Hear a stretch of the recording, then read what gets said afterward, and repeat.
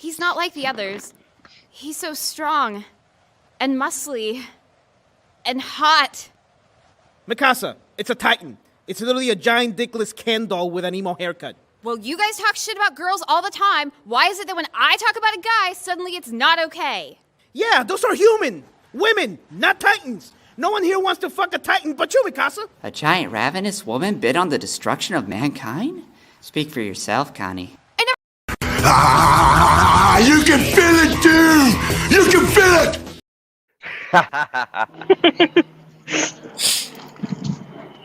Hello, everybody. This is your Welcome in the Wolf Tent. I'm your werewolf back again. We're revisiting a topic that I visit by myself together with everybody else.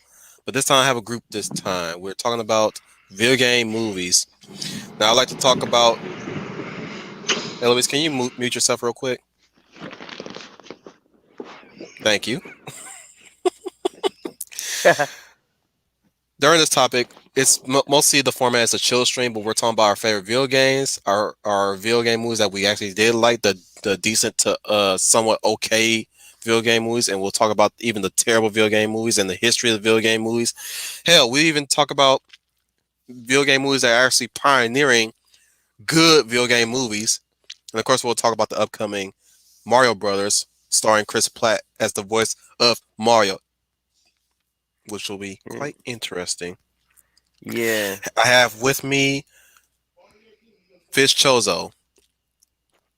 I have my own YouTube channel called Fish Chozo, which is a name most people can't pronounce, but whatever. Promote yourself if you like, Fizz. That's all. That's all we do here. We promote each other, we uplift each other, and we always share each other's content. And I always my friends, always good to have you here. Yep. I have with me the Maverick Hunter Saint, Brian Gil Martin. Hey, good afternoon, everybody. Hope you're all having a very good day. And yes, this is the topic that's going to be about video game movies and the good, the bad, and the ugly about it all. So if you have anything you want to contribute, hit up in the chat, and we'll kick it around a bit. Don't forget the hidden option, the hope. Yep. Standing right next to me is the Bear of the North, Eloise Dotto. Hello, everyone. Don't mind the traffic. Well, she is in the wild, so, she's comfortably at home right now. I kid. So, you guys, we've been through this before. It's the same song and dance here and there when it comes to adapting things like books, TV shows, or even in this case today, video games. We always have some successes and some losses. Right. The comic book genre is starting to get a little bit stagnant. Right. But now we're getting the rise of the video game adaptations. Mm-hmm. Since then, it's been kind of growing here and there. We had a few good bright spots with the Sonic the Hedgehog movie and Detective Pikachu. Yeah. I hazard to say Mortal Kombat is the right direction, but Mortal Kombat has lost its luster over time with the games itself. Right. We can talk about that a little bit later. Mm-hmm. More on that later. It's pretty much predicated on the story that's now been muddied over the years. Mm-hmm. So good luck ever trying to get a true adaptation of Mortal Kombat. Yeah. Unless it's a show that actually follows the Midway games to the T, which we almost had that in Mortal Kombat Legacy, which I would definitely talk about that one if I do get around to it. Yeah. We also have the Witcher series. Now your miles may vary on how you enjoy that series. I heard The Witcher was more based on the books than it actually was the video games. Right. But it still kind of counts. Because the games more or less follow the books too. But yeah, definitely following the books in that front. It's getting its second season in December, by the way. What is the point of Witcher TV show? I mean, the video game is already popular, so what's the point of that? That's the reason why, because the games are popular. So let's make Pretty a much show answers out. that question. It's a video game based off books. So it's already adaptation. Right. We got double adaptations. Yeah. Yeah, adaptation of an adaptation, basically. But I would say the Witcher series is the right way to go to adapt video games, because movie wise, it's really hard to do that unless it's a video game that actually it's like at least it's not an hour long video game. It's like a very straightforward video game. You know. And I'll also be talking about how I would written some certain video games. You guys give me a video game that you would like to see my take on this adaptation. Or any of you guys can talk about your ways of how you would adapt a video game. Yeah. I really question why did we get 2 Angry Birds movies. I actually like the first Angry Birds movie. I didn't see a sequel yet. I actually thought the first one was good. I avoid it because I'm not a fan of Angry Birds anyways, and I'm surprised that we even got a Ratchet and Clank movie. I knew it was gonna be terrible. I knew it was gonna be terrible going in, so I didn't even watch it. I didn't even watch that. And where are my manners? Melissa says hi and she says goodbye, but she also says her phone goes out. She also thanked me for giving her son Jake advice, and he thanks me too. That's good, at least. We found out about it online. I don't know what that means, but oh well. Team Ghost Planet. I like that new name format. Nice. Anyways. So, where should we even begin? Like, I know Eloise would like to talk about the Dragon Guard games and the Nier games. I know Brian would like to talk about the Final Fantasy games. Oh yeah. Fizz, what kind of games do you like to talk about? What games excite you? We'll start with you. I don't know, since I don't actually have a video game console. I never did. I just watch Let's Plays and play emulators. Play games, old games, and emulators. Yeah. Start there then. That counts. One game I thought was weird that they actually made this was Comic Zone on Sega Genesis, where they had. Oh, I love that game. Where they had each level is a panel. Yep. Book. Good game. Sketch Turner. With his pet rat. Yeah. I don't know. Would they even make a game? Wait, I think there's a game similar to that now. What's it called? More recent. Recent. Nothing rings any bells to my. I think. Yeah. You gotta look that up. It's like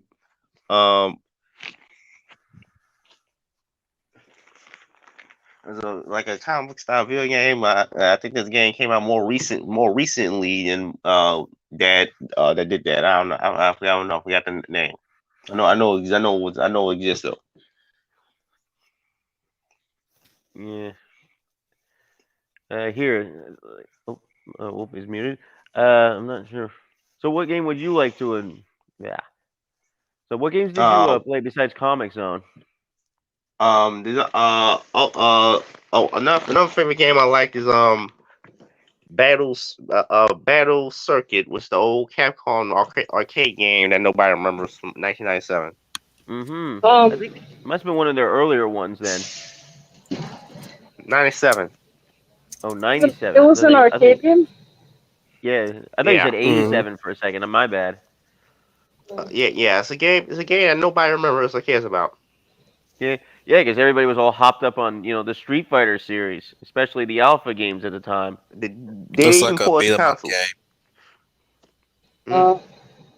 I think I don't know if I told you guys about the laundromat that had a Capcom versus Street Fighter thing.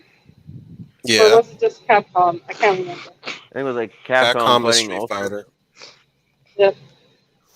That's the only arcade game No, actually, I paid the Pac-Man machine when my uncle one of my uncles owned one. So. Anything else you want to add, Fizz? Certain video games can work as movies or TV shows. Some video games can't. You got here's the thing. You gotta learn when to add and when to take away. Um, video games that don't Give or have take. plots just have have excuse plots. You gotta add. Well, video games that don't have excuse plots, that actually have stories, you gotta take away. Sometimes getting reverse. Actually, a lot of times. For example, with the Doom movie, the Doom games don't have a plot. So what they did with the movie was it took away everything. It made them even more minimalistic than it always was. Right. Right. Because games is about fighting demons in space, and there's no As plot. simple as that. Yeah, Yep. but the movie took away half the concept. They used half the concept, so instead they fighting GMOs in space. Made more fucking generic. Didn't the movie already had a similar concept before Doom? The Doom movie, like they had a movie called, they had a Portal to Hell in Space, right? What's it called? Yep. And Similar to did that. that. Yeah, these could did that. They had access. They didn't want to. Right. They also I don't know how they're gonna Rock. do a Half-Life game. Movie. Sorry, movie. Exactly. It's not really much to add that there. Aliens attack from another dimension, and that's about it. Right. I mean, Excuse me. there's no plot, so you got to add something to that. Now there have been good alien invasion movies before, but now how exactly pull it off? Now there are some games that do have plots, but they don't. But just the movie screw it up, like Silent Hill. You like the first Silent Hill? Yeah, I have vague memories of watching it once, and then I just forgot about it. Kind of like say that Resident Evil, you just want to forget about it. So Right. I was the first Silent Hill movie was decent in in what it was setting out to do, which is mostly a story about motherhood, mostly until the studio heads decide to mandate that the man get involved, which is why we got extra scenes with Sean Bean. Sean Bean, yeah. and then they had Silent Hill 3D, which is Goodness. Good. I was like skipping. I skip. And even the first movie seemed kind of good. They also screwed up with the sequel, like more original Mortal Kombat from the 90s. Yep. Yep. The Anderson one, not the recent one that came out this year. Yeah. Like I've seen the Mortal Kombat movie in the 90s. It was basically made to Street Fighter ripoff, but then it's in the second movie they screwed it. It's horrible. Yeah. Street Fighter ripoff. Yeah. See, here's the thing. They took away what the gore and stuff, which makes Mortal Kombat interesting. A PG-13 Mortal Kombat. That's basically what it was, but it was still adequate in what they were going with. Yeah. Especially with Anderson. Anderson was a different man at the time. When you really think about it, he was a different man when he made Street Fighter, and he went on to make Event Horizon. Yeah. It was essentially a proto Dead Space game. This is the guy that also did the Resident Evil ones, right? Yep. He went on to see. Here's the thing about Anderson. Like, I like the thing that I wish he was stuck to the thing that he was going with the first movie, which was Alice in Wonderland. Mm-hmm. And just stick to his own original characters. I was like, yeah, I know a lot of fans would love to see, the classic characters on screen, but I was like, you know what? I'd rather he butcher his own original characters than butcher the classic characters that he decides to throw in every once in a while. Just to say that these characters are in this world. Like, no. I mean, props to Resident Evil 2 for creating the iconic Jill Valentine's outfit in Resident Evil 3 Nemesis. Yeah. But he made Alice overshadow and outshine Jill. Yeah, completely. Yeah, that's something you just don't do. It's like she's basically outshining everybody. He wants to make the Matrix, but put Resident Evil Core on it. Paint on it. That's basically it. But no, what I was saying was he should have stuck to the whole Alice in Wonderland motif.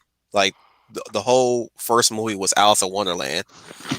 Like they're literally going through the motions. You can piece together what fits to what to make that Alice in Wonderland motif. First of all, her name is Alice. Right. Second, Kaplan is the white rabbit because he's always checking the time limit on until the hive completely shuts down. So he's always looking at his clock, just like the white rabbit. Mm-hmm. I think Spencer was the Mad Hatter. And the liquor is, of course, the Jabberwock. Mm-hmm. But I was saying, yeah, I think Rain and JT was Tweedledee and Tweedledum. Mm-hmm. That makes sense. We lost Eloise. She'll I be guess back, maybe. I guess she's busy with school and whatnot. That, or she hit the wrong button again, as usual. Boomerang it up, I guess. I'm just giving you the ties to Alice in Wonderland that he was going for. So yeah, Alice was Alice. Rain, Michelle Rodriguez's character, and the quote unquote boyfriend was Tweedledee Tweedledum. Mm-hmm. One, I can't really place the black guy that basically got cut to pieces.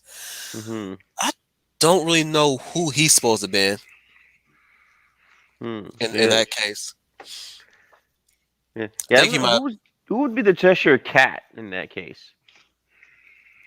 Let me think. Oh, I think it Computer. might have been. No, she was the Red Queen. She was literally meant to be the Red Queen. That's why she cut off people's heads in that movie. Like the lady who got her head cut off. That's basically the Red Queen. You're all going to die down here. Yep, off with their heads. But yeah, Eloise lost her battery. Oh well. Yeah, Hey that Eloise, happens. you're with us in spirit. I think one was supposed to be no, the Cheshire Cat was Matt. I think he was supposed to be Matt. The police officer that was supposed to be investigating Umbrella. Yeah. I think he was supposed to be Cheshire Cat. Yeah. Cause sorry, I usually know how to piece this shit together, but like Spence, the guy who also had amnesia in that movie, he was the Mad Hatter. It makes sense because he is a madman. Mm-hmm. But yeah, that's how that works, and I wish they would stuck to that. Because they had a whole host of people that they could have entered as other characters. Like, say for instance, Angela could have been the Duchess. Or the guy who plays Spencer, or Spencer in the second movie, he could have been the Duchess. Really, Wesker is technically the Jabberwock, and if they were to continue the motif, he would have been the Jabberwock. Yep. Carlos is the White Knight. Yep. Supposedly, he's supposedly the White Knight. Who was the Dormouse? I cannot say. Would that be Jill? No, because that's what I'm saying. Like, if he were stuck to it and just kept his original characters, somebody would have been something. Not our classic characters. Now I did mention that. Wesker is the Jabberwock, but I'm saying, like, if there was some way to piece together certain characters, it would not be the classic characters. They would just be their own thing. By the way, I read the original Alice in Wonderland book, but I won't call it ain't Jabberwock.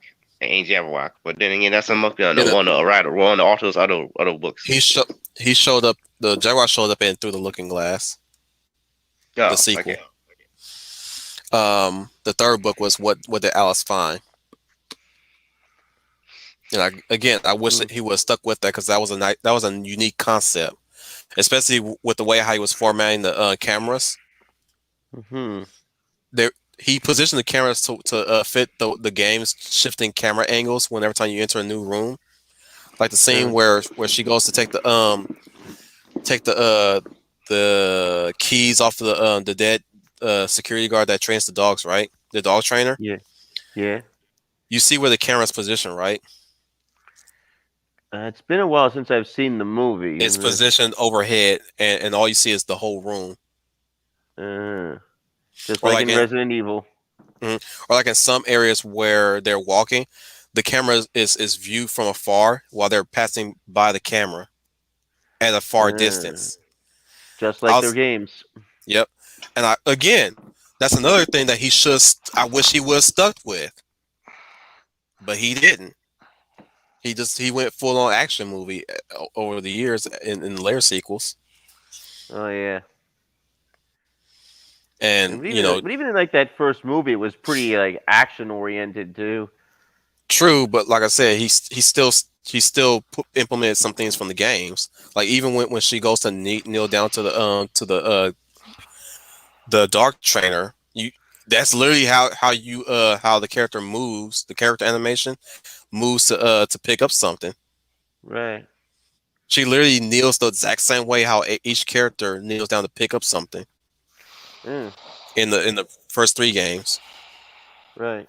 Up until Code Veronica. Yep. Like up until first 3 games that they'll kneel down and pick up something. Mm-hmm. Unless it was Just on like a table, in which case it would just go right to it. Yeah, I'm saying like if it's on the ground or near a dead body, like they'll kneel down and pick it up. Like she did exactly that way, just like the games. Yeah, where they'll examine it too. Like, here's another thing that he implemented too, the gun positioning. As in like up to the shoulder, or the way they No. They move, stop, shoot. Move, stop, shoot. Oh, that. Yeah, I remember that. Even when Rain does a 360 turn and shoots. Yep. Like the moment when Shorai mounts that platform and she turns around, just like the game. Yep. 360 turn, aim, shoot. Mm-hmm. So like I said, he implemented the mechanics really well. But you guys continue talking. I'm gonna check something real quick. I'll be muted for a moment. Talk about any other games, if you like. One of the most well integrated game mechanics into plot of movie is of course Battleship. Battleship, huh? Yeah, I don't think I saw the Battleship one. Why don't you tell us about that one? I don't know. Everybody said the movie was horrible, or I don't know. The movie flopped that box office, but I don't understand why people say it's horrible. I don't understand what the hell. I saw that movie. It's basically the aliens were invading, and they was invading by sea. The aliens had spaceships that became boats, ships, regular ships, and.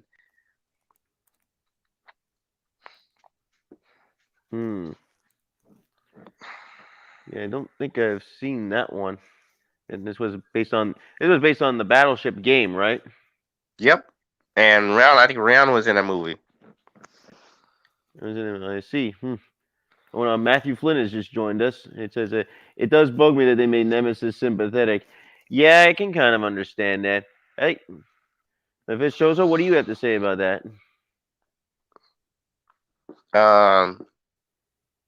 Well, I don't get that. They try to make Nemesis the Frankenstein. Yeah, that was a little. I kind of liked it better himself when you didn't really know who or what he was originally supposed to be, because it just added to the paranoia. Like he could have been anyone. And in the games, he could just show up anywhere, anytime. Or at least that was the illusion they wanted to. I mean, the thing is, this stuff was all scripted, but there were just so many encounters that they were able to disguise it very, very well. Mm-hmm. Remember in the beginning of the game, he's at the police station, then you get away from him. Then he's somewhere inside the police station carrying the rocket launcher, and you get away from him there. Then later on, you either hit him in like the restaurant or the newspaper building, and there he is. Then he disappears again. Technology wasn't good enough to have it be unscripted at that time. Because unscripted, partially unscripted encounters is like Alien Isolation, because that game has 2 AI systems in controlling the xenomorph. Yeah, it's like it was PS1 technology, so they had to figure out a way to really disguise it to give that illusion of it. Yeah. I'm thinking like, but in the movies though, it feels like it was just full Terminator vibes, you know. Though I did like the thing when he kills all the Stars members, and then he does that characteristic growl of "Stars." I thought that was pretty good little homage there. I mean, the movies had a lot of problems, but I thought that was pretty cool. What do you think, Fitz Chozo? Well, like I said, I kind of blot out the memories of that movie since those are not good movies. Yeah, I understand it. I get you.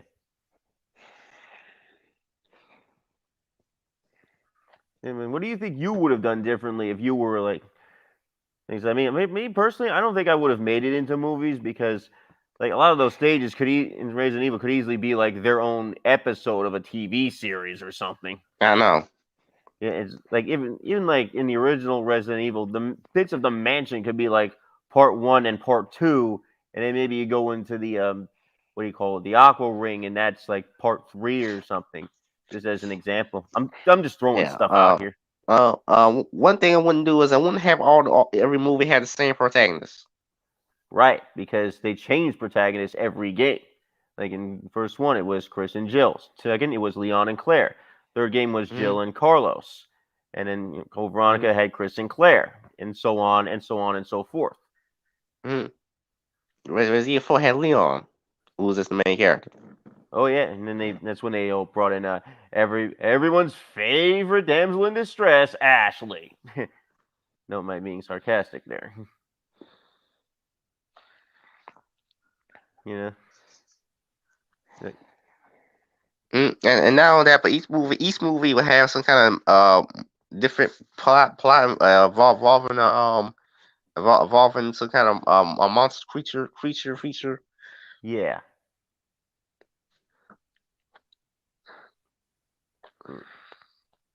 Like in the second movie, instead of have a second movie, you have the what Resident Evil 2. What did I get the movies mixed up? But what did the second movie do?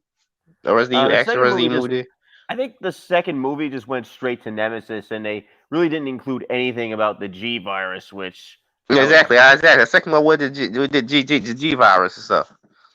Right. The second game, they went into the G virus, where they had William Birkin getting shot, and then he injects the virus into him to save his own life. He turns himself to the G monster and stuff. Pretty much, and then he started like trying to infect people to try to perpetuate his species. A la the movie, a la the Alien franchise. I don't know, I like the Alien. Yep. But he looks like the creature from the Thing. Yeah. Yeah, but he would anytime he would sustain a lot of damage, he would end up mutating further and further away from being a human. So at the end, he became this big blob that was just pulling itself along with these big fat tentacles and just trying to eat you like a big worm. Yeah. Yeah, it's like they missed a lot of good opportunities there with that franchise because they were basically like Paul was basically just doing it to give Mila Jovovich a job, basically. So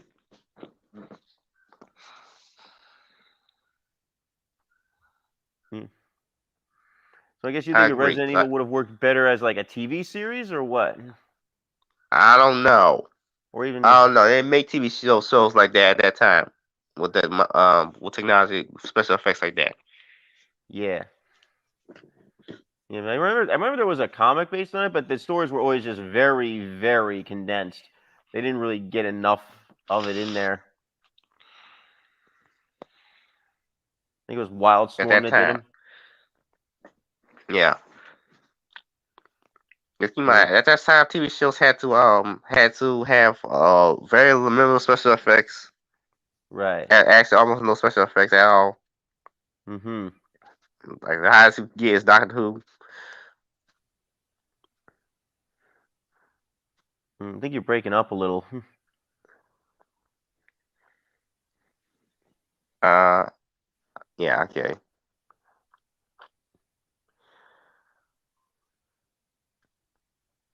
And so you were saying before?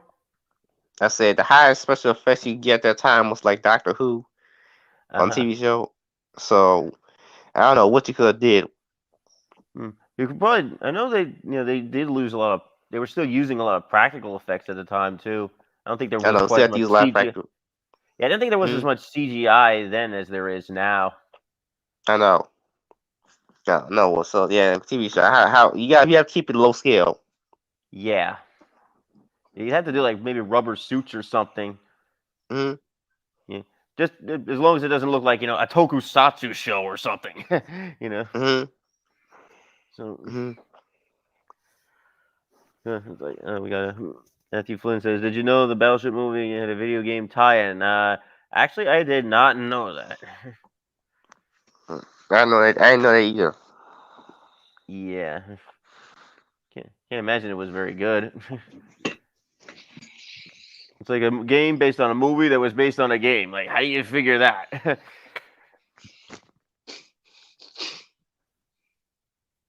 So I guess this will be like my turn for a little bit.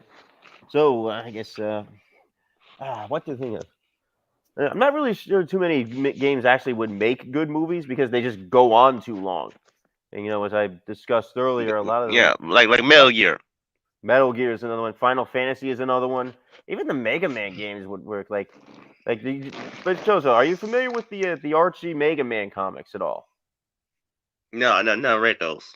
All right, I've read them, and it's like what they do is they usually had a format where where every game was a 4-issue arc, and Mega Man would always like fight 2 Robot Masters and 2 of them. Excuse me. Problem my words here. Jeez, can't talk today.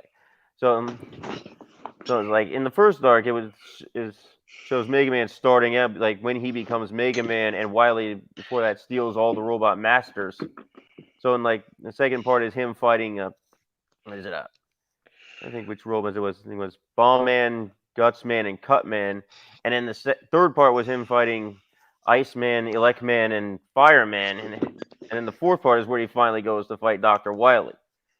Now it works to a degree, but I feel like we didn't get to see enough of the Robot Masters. Though I did like the art in it, like Patrick Spaziante at the time. What I felt like it should did what it should did was it should took a convoluted plot approach that will eventually include all the characters and fight teams at various points. Yeah, They all get exactly. killed somehow. Yeah, exactly. Kind of like how Full Metal Alchemist did that. I have not seen Full Metal Alchemist.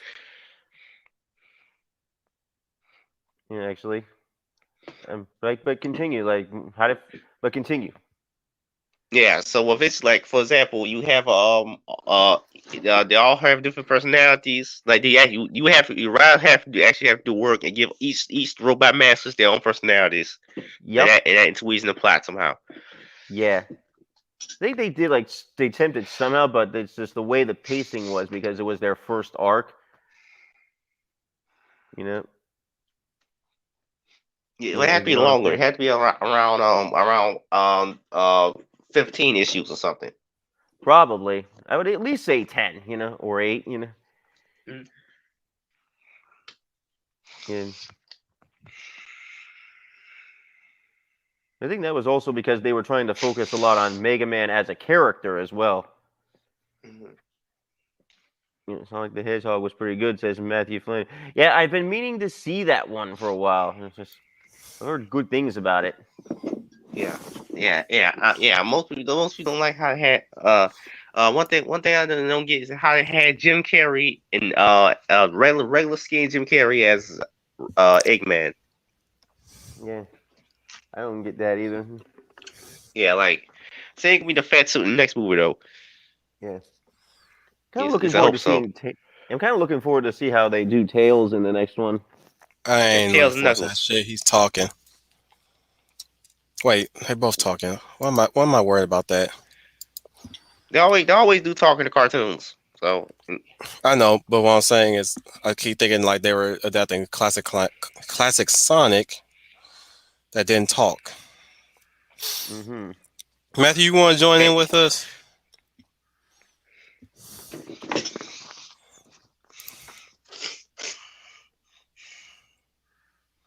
What do you say, Matthew? You want to be in on it? Trooper will be with us pretty soon if whatever you got going on gets done. Yeah.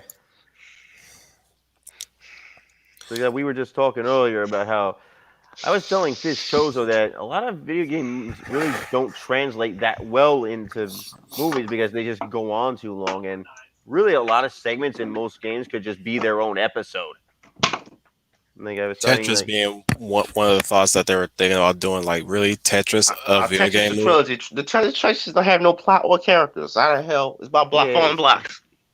you have to create characters, and I don't know how you could even do that. It was just designed to be a What? puzzle game.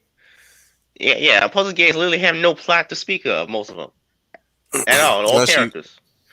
Unless if I were to take a whack at it, I would say put a person in a Saw scenario where they just fit the blocks in certain areas, and as he continues to, like what he does is he has to fit the blocks and break them in order to get through each segment, and each segment is always a block stacked, and so he has to keep doing that and think of ways of doing that within the time limit. And every time he goes through the next block, it gets harder and harder.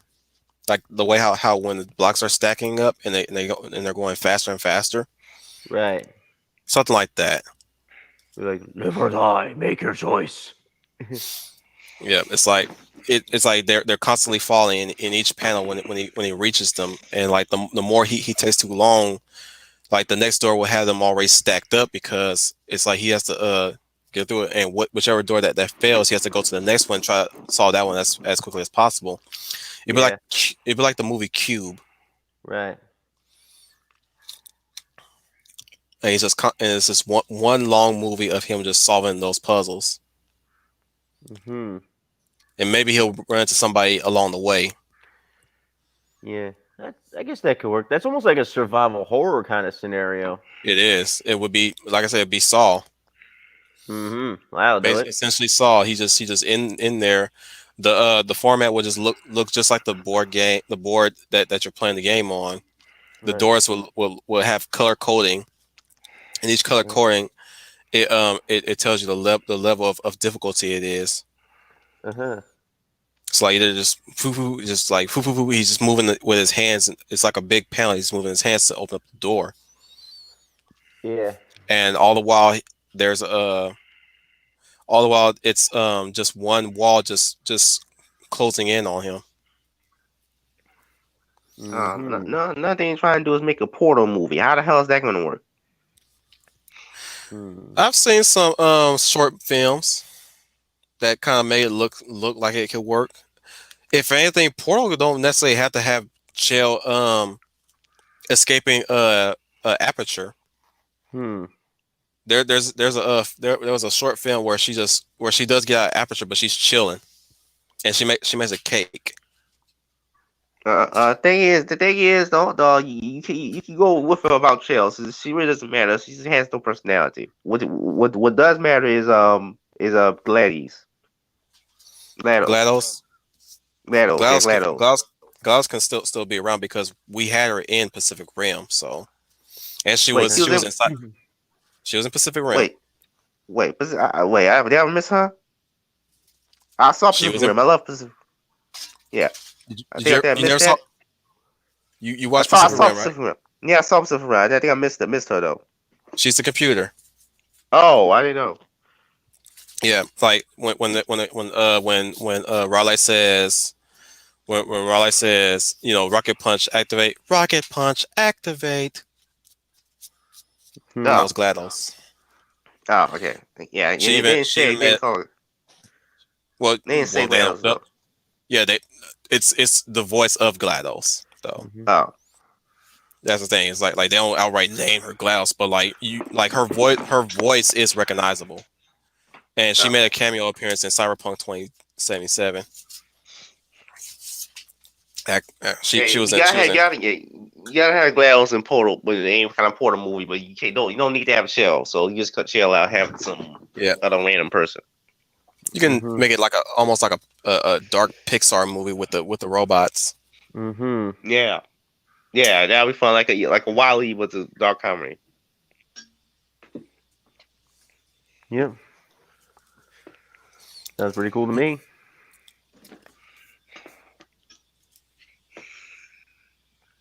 Okay, Matthew's out, so he'll be going to bed soon. Yeah. Not yet, but soon. Well, if we don't hear from you, have a good night's sleep there, man. Either way, it's just the three of us guys sitting around the campfire singing "Roll, roll, roll your boat." But Yup. but essentially, I would say one video game would make, rather before I get into that, let me tell you what games don't need no damn video game adaptation when you can already watch a movie that's basically the adaptation of that video game. Red Dead Redemption, we don't need that. Right. Watch any spaghetti western. Any There you go. spaghetti western. I know. We don't need no Red Dead same thing. Redemption movie.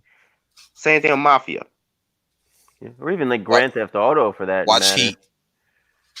If you want to watch a Mafia adaptation, watch Heat.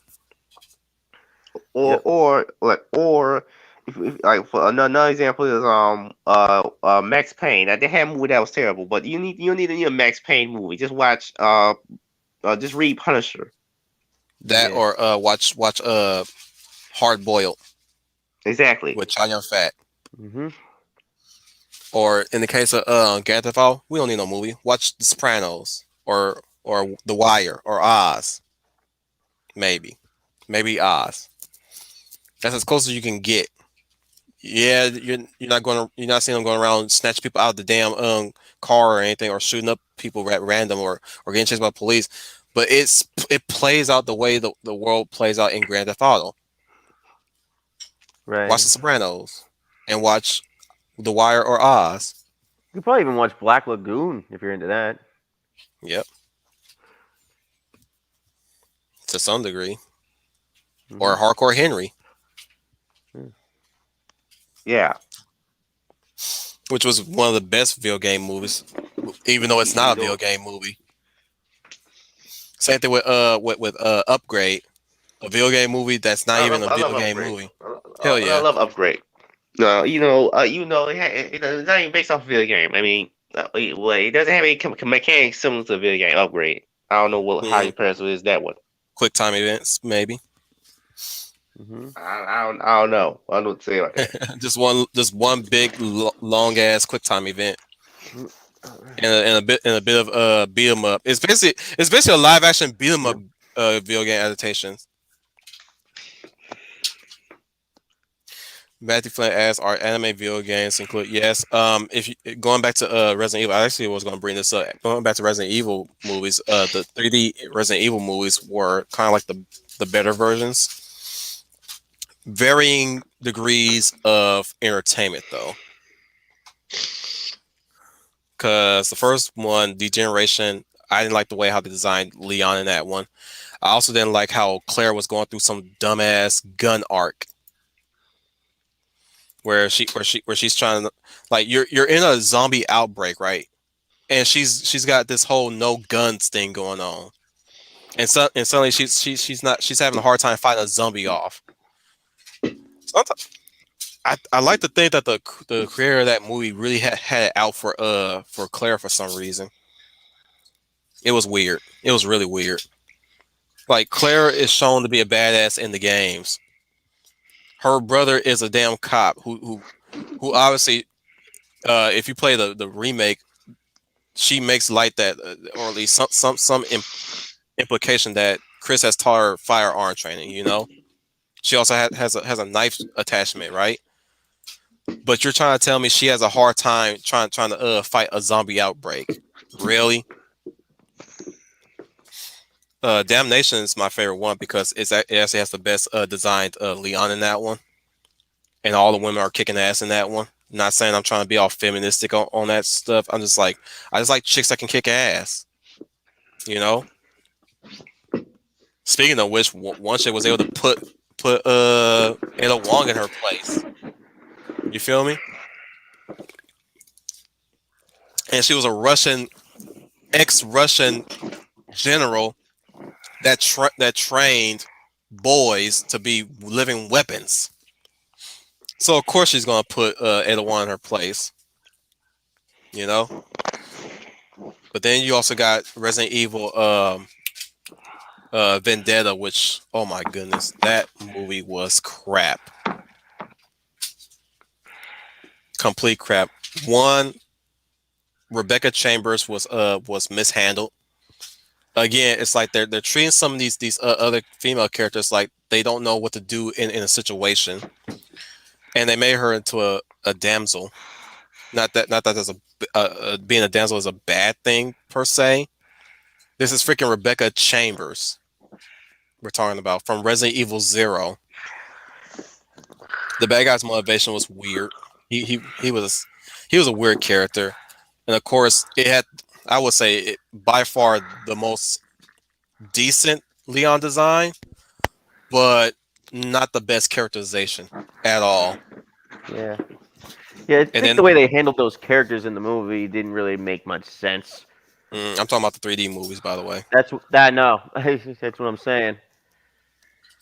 I never saw any 3D movies. You should check them out, just for the sake of checking them out. If you want something better than the Anderson movies. Yeah. But like I said, the first movie is decent. The second movie to me is the best one. Yeah. And the third movie is just watch it for the cool John Wick action that they implement into the fight scenes. I did see Vendetta, and yeah, I do agree. That was a cool moment where they started going all John Wick on the freaking zombies. That was cool. Yeah.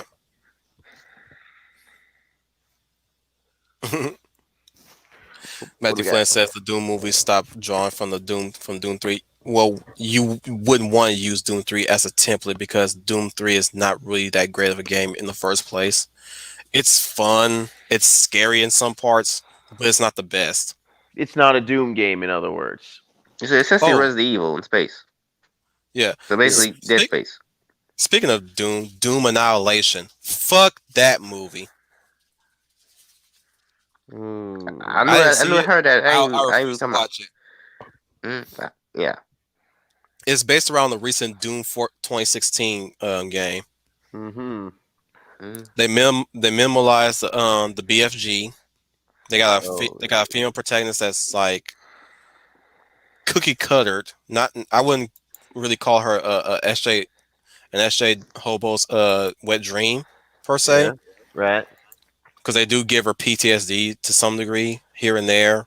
You know, she's written the way how some of these old male writers write women, which is oftentimes kind of annoying too. It's like they're badass and gruffy just for the sake of badass and gruffy.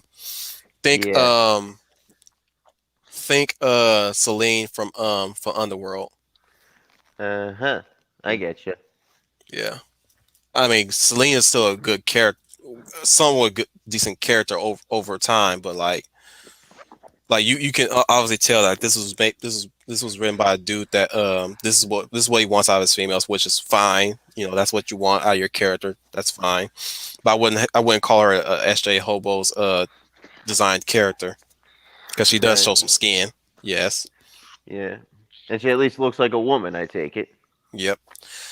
And they got multiple women in there too. One has blue hair, but that shouldn't slow you down. But I recommend you not watch that movie at all, anyways, because one, the production value is terrible. Oh yeah. ADR quality terrible. Camera placement terrible. Continuity is very terrible. Yeah. Like shot continuity, they fucked that up badly. But I will say the creature design suits are pretty decent. They make the imps look like imps. Zombies could have been. Well, here's the thing: zombies should not even be on there, or at least they should not be designed that way. They're just Blue Man Group in that movie. That doesn't make any sense. Aren't they just corpses possessed by demons? Yeah, they should at least look all torn up. Got some skin missing or some muscles exposed, like in Doom 2014. Sorry, 2016. Not 14, 2016. Right. That was just plain stupid. It's like they look like people with blue man skin. Yeah, that doesn't make any sense. It doesn't make sense. It not just the fact that it makes any sense. It's like you got lazy. Like how Just hard put was it? zombie makeup on them. Just put zombie I'm makeup on them. That's it. Yeah, Yeah. they're just all bald-headed zombies. That's all they are, with Yeah. tattered clothes. So they're all pretty much uniform. Yep.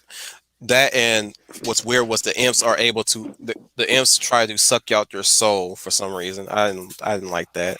That does not sound like Doom at all. I mean, Sounds You more like can the add- Dungeons and Dragons monster.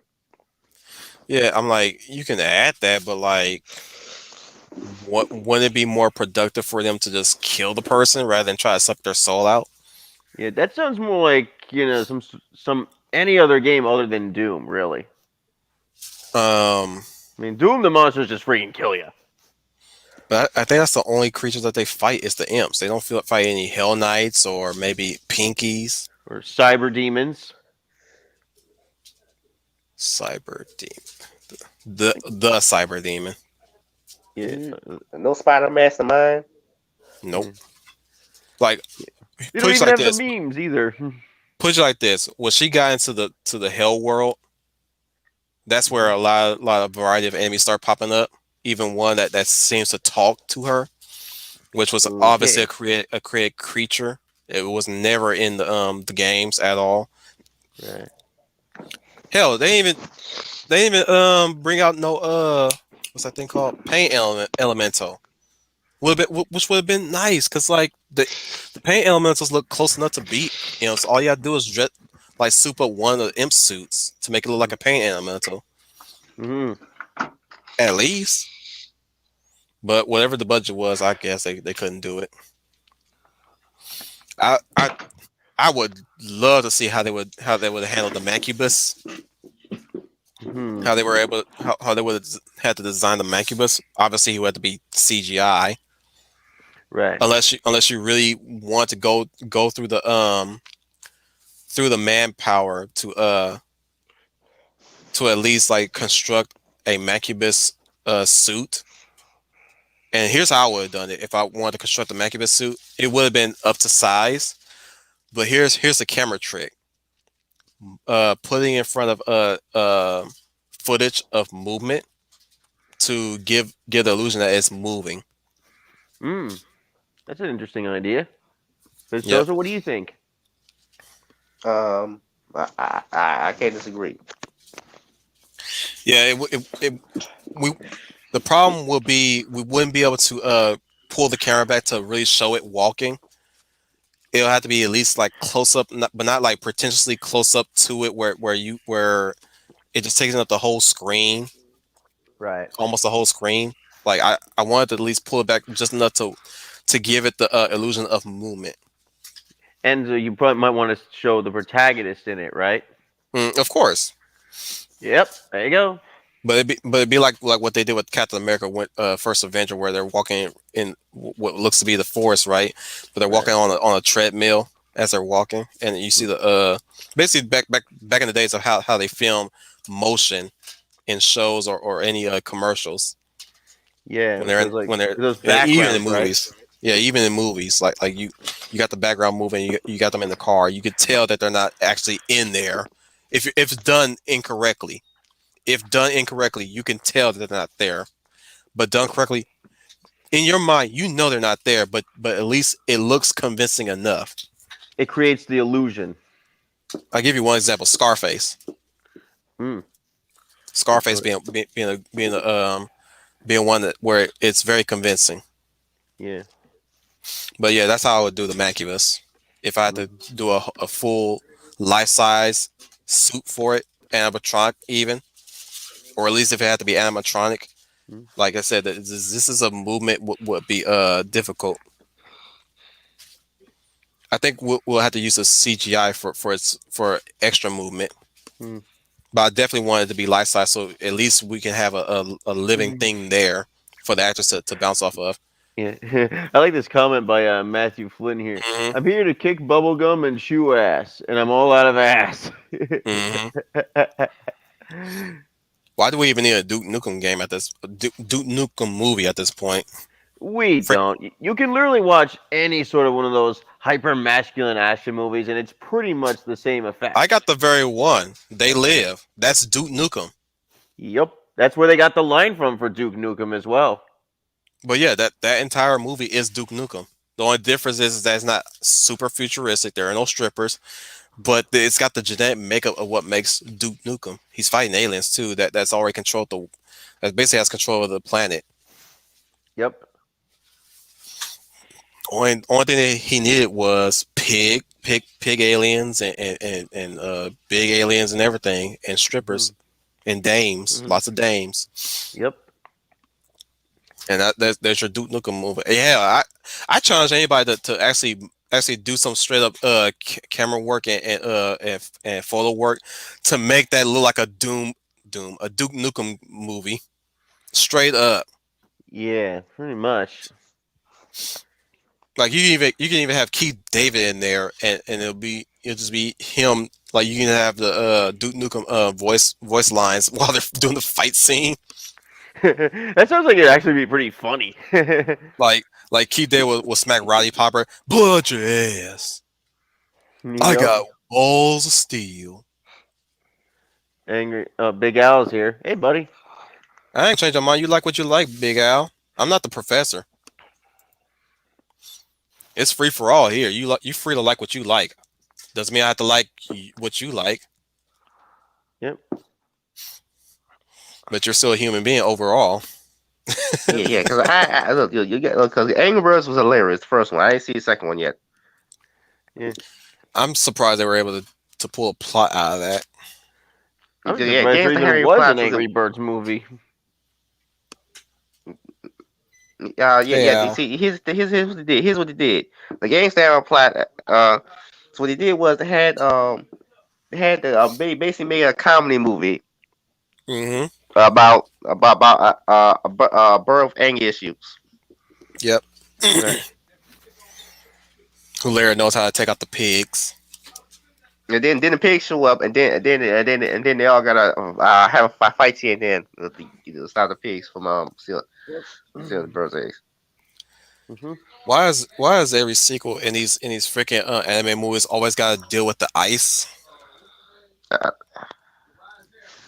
Have you noticed that pattern? Sometimes it's like sometimes the sequel it takes an ice approach. Ice. Mhm. Like Don't the know second movie, the bad guy was in a polar ice cap. Oh, okay. So it's like it's a snow or ice theme, in other words. Yeah. Yeah. Last time I checked, that movie did not get released. Did not get released nowhere near December, Right. and yet somehow the setting is ice related. Yeah. I would like to see what they would do with Legend of Zelda as an adaptation, which at the same time I'm a little worried.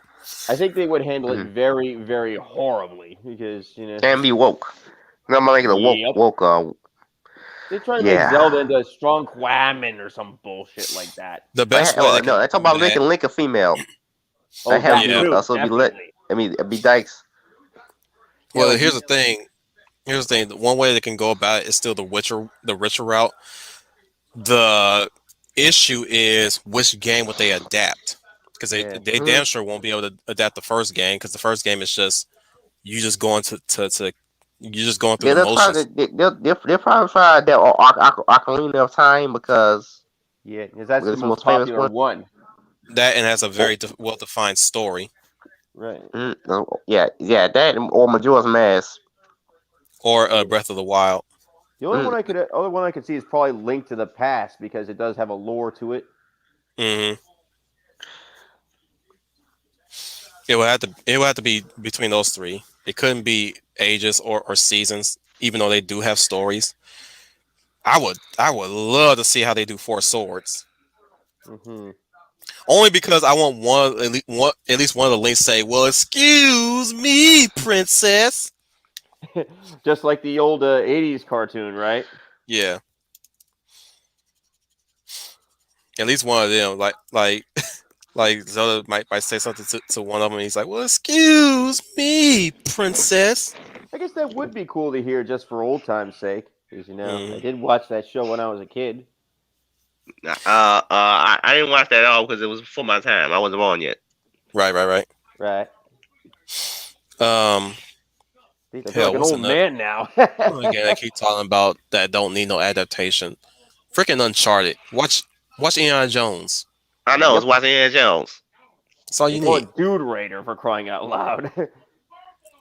Now we can talk about the Tomb Raider movies, which varies in quality, of course. Though I'm a little partial to the sequel, Mhm. but from what I heard, the sequel is actually true to the games, whereas the first movie was just it did have the theme to Tomb Raiding and everything, Right. but something was stifling it. I forgot what it was, but yeah. There's always something holding The one of sec these films back. the second game the second movie had what we were looking for in the Tomb Raider movie. Hmm. The remake was decent. The They problem made was movie based off the modern games. yeah. The problem with that one was they didn't take advantage of the supernatural, which they made into a zombie virus. Oh, good. Yeah, they try to yeah, the modern Tomb Raider games are like that. They basically is an Uncharted knockoff with not sexy Lara Croft anymore. Yeah. Decently sexy, yeah. And no and barely any tomb raiding. As the Yeah. games kept going, barely any tomb raiding. It's basically a modern day Tomb Raider game is basically just Uncharted ripoffs on purpose. Mm-hmm. The first Yeah. game, And I'm like, how the hell is she doing all that much tomb raiding on one fucking island? Yeah. that's something about modern Lara and modern Tomb Raider games. It's basically like I said, it's basically just an Uncharted ripoff. And the main female character is she becomes well she's not always sexy anymore at all. Actually, it's basically Over just time, yeah, they keep covering her up. Yeah. She's basically a still block up. of wood at this point. She still got a feminine build, but like they keep covering her up. They refuse to Yeah, give her the iconic outfit. Yeah, the booty shorts and the tight shirt, they don't none of that anymore. Oh, that's gone. Yeah. It's called a Tomb Raider for a reason because it's set in jungles where it's hot and you would need to wear. Speaking of video games, have you noticed that they keep playing themselves? Yeah. Before any gameplay. That is something that has annoyed the piss out of me. And it's one of the things that makes me, avoid modern games because if I'm gonna play, I want to be in control. And the more these things you leave to like QTEs and all that kind of shit, the less the player has to actually do. No, QTEs at least give you some control. My problem is that there's these long ass cutscenes that just keep going on and on and on. I'm like, it's hard to even for me to sit through freaking walkthroughs with games like these. Yeah. Because all they do is move around and talk, and I'm like, so this is basically their idea. They just want to take control. Bitch, make a movie. Pretty much. Why are you even in game development? Make a movie. Yeah. Or make a TV show or something based around a video game. Blame Hideo Kojima's influence for that. No, because at least Kojima has gameplay. Mm-hmm. Hours upon hours of gameplay. Yeah. Mind you, there's hours and hours of cutscenes, but there's a good balance of hours and hours of gameplay in Kojima's games. Mm-hmm. We don't blame Kojima. We blame David. What's that fucker's name that did Heavy Rain? David Cage. David Cage. Yeah, blame that motherfucker right there. He's the one who did that shit. Definitely. Ever since then, it's like he wanted to make an interactive movie. Okay. But, so why don't you make a movie on TV where you use your remote like they did with Bandersnatch and Black Mirror? Mm-hmm. But by interactive movie, he wanted to have player had different choices and then lead different outcomes. Right.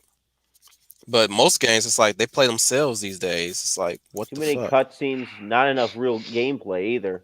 And even the cutscenes are they just go on and on. It's like they don't even advance the plot. It's just two people sitting in the fucking room just talking. No, I heard a lot of gameplay in the modern day video games is just generic. So they don't even need gameplay. Exactly. Mm-hmm. Same thing. At least first person shooters still stay consistent with their shit. Mm-hmm. Whereas like adventure games, I'm so glad we're finally getting fucking action games again, like freaking games like Forspoken, Project Eve, Yeah. Gungrave, Gore. Mhm. Yeah. Bruh. If there's ever a reason why I want a fucking PS5 or PS4, it's Gungrave Gore, Mhm. Project Eve, and Yeah. fucking Forspoken. Nice. That and Black Myth Wukong. Right. Matthew Flynn saying the video game industry is simply for movie senpai. Yep, that about sums it up pretty accurately. I'm just saying it's like you got these games and they're just sitting around just talking in these cutscenes. I'm like, I mean, why? What's the purpose? that or everybody heard The Last of Us being praised, so therefore let's all be Last of Us. Mm-hmm. Yeah. I think it was like that, and I think Last of Us 2 makes it even worse there. Yeah, because it's mostly just like even if there is some gameplay to it, like majority of the gameplay you're getting out of it is just you just standing around watching them talk about nonsense, and each of the characters are not both the characters that you run into, they're not likable characters. Nope. Even the ones that are supposed to be the good guys, that are meant to be the good guys, they're not likable either. Yeah. They act like modern people in a world that's already been acclimated to the end of the world. I know. The post-apocalyptic makes story. no sense because modern people are just fucking entitled as shit. Someone that's in the apocalyptic world wouldn't have. I'll give you one example. Ellie is acting the way how she's acting in such a way that she shouldn't be acting in this kind of world. Mm-hmm. Like, how will she know Take On Me? Can somebody explain to me how the hell she knows Take On Me? Let's Take On Me. The AHA song. Take on me. Take I don't know. Might have OCDs, but you gotta show that. Though. Okay. I'm gonna give you the song. The way I didn't even think that would make sense would be if somebody had like a CD like before the end of the world. But even then, that's a stretch. I mean, you can. I will say this: you can kind of say that Joe probably told her about that song, and maybe that's been her favorite song or something like that. But like, still, I'm like, there's no way she should know Take On Me. Not really.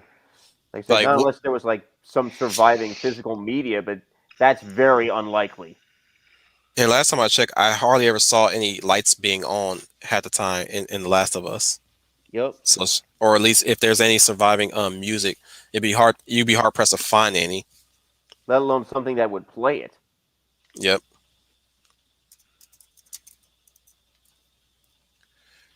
The whole point of End of the World is just that. It's the end. Everything you knew goes bye-bye.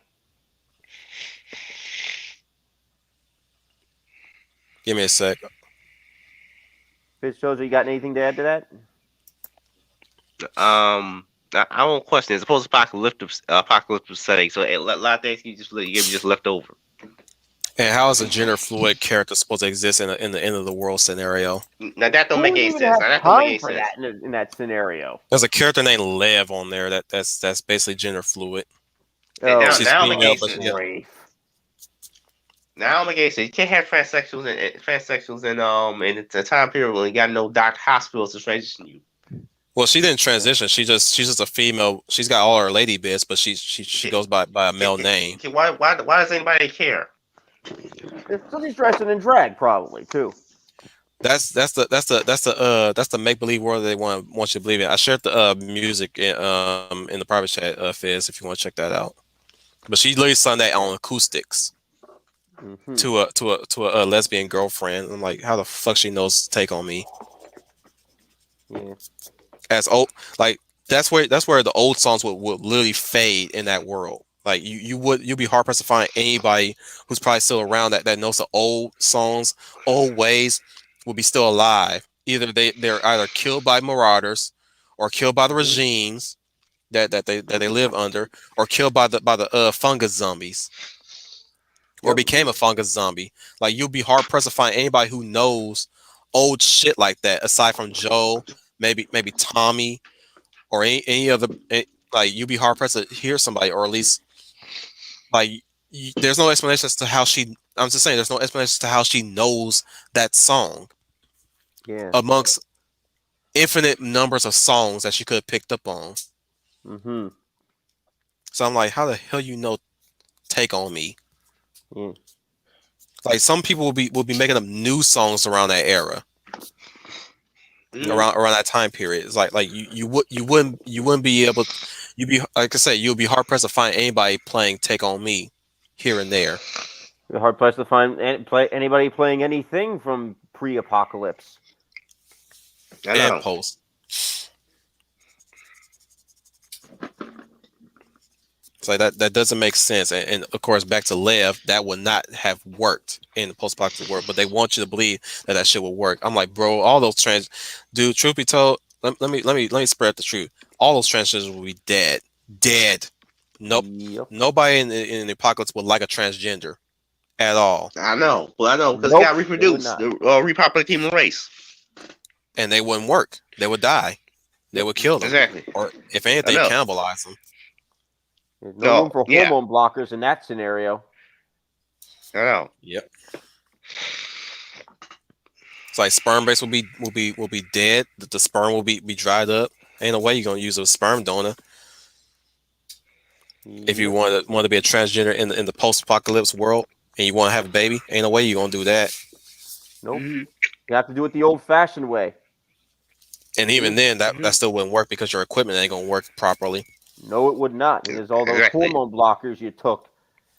And they can scream, "I'm a woman," but you're not a to man. mention what the hell? How the hell get hormone blockers in the post-apocalypse? Exactly. But again, like I said, Lev didn't go through the procedure yet. Somehow she has gender dysphoria. Yeah, that's another thing. Nobody would have time for any such thing in a survivalist world like that. It's either you do what you can to live or you die. And worse, they put her in a ultra religious cult. That will. Good, great. I guess it's the whole oppression thing, right? Yep. It's that bullshit saying that all religious backgrounds are all evil, inherently evil, because they won't let me be a degenerate. Yeah, and meanwhile, they made their own degeneracy their religion.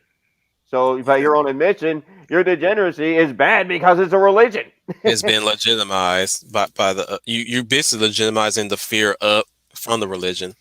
Pretty much. With the way you're doing, with the way how you're going about things, you're legitimizing what they always said about people who want to be normal but have an alternative lifestyle. Yep. In other words, you're proving their point. You just made you basically made them honest people when they didn't want to be that kind of honesty. They wanted to be their true selves. Well, we're getting on a tangent. Let's move on. Right.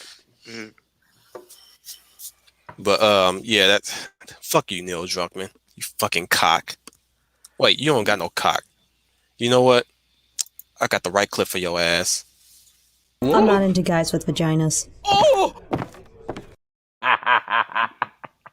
That is the best way to handle a guy like Neil and Suckman. Good night, Matthew. Good night, Matt. Yeah, that's basically how his reaction would be if he had to get with some girl and her reaction, her response was that'd be his final response. Oh, that's like if put his head on a Bridge John. That's Neil Druckmann in a nutshell. Like brutal, savage, wrecked, absolutely taken down. I'm gonna be part of the military police. Yep. Why can't you be like that majestic stallion John over there?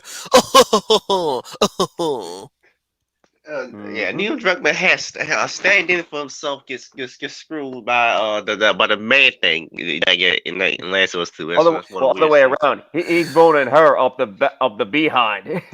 I know. I got one thing to say about that one. On his part.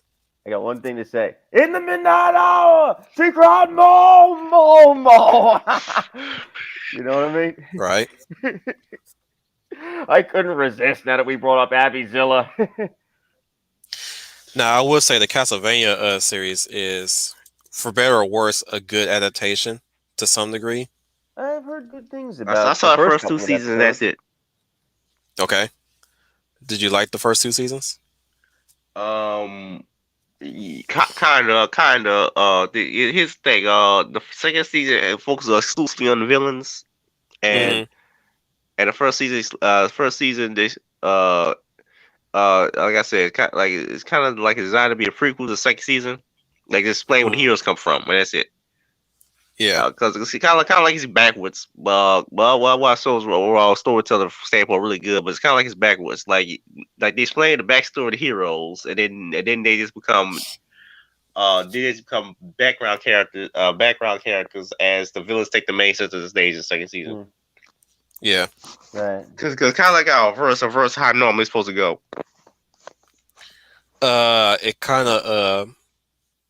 It kind of keeps that momentum to some degree in the 3rd and 4th season.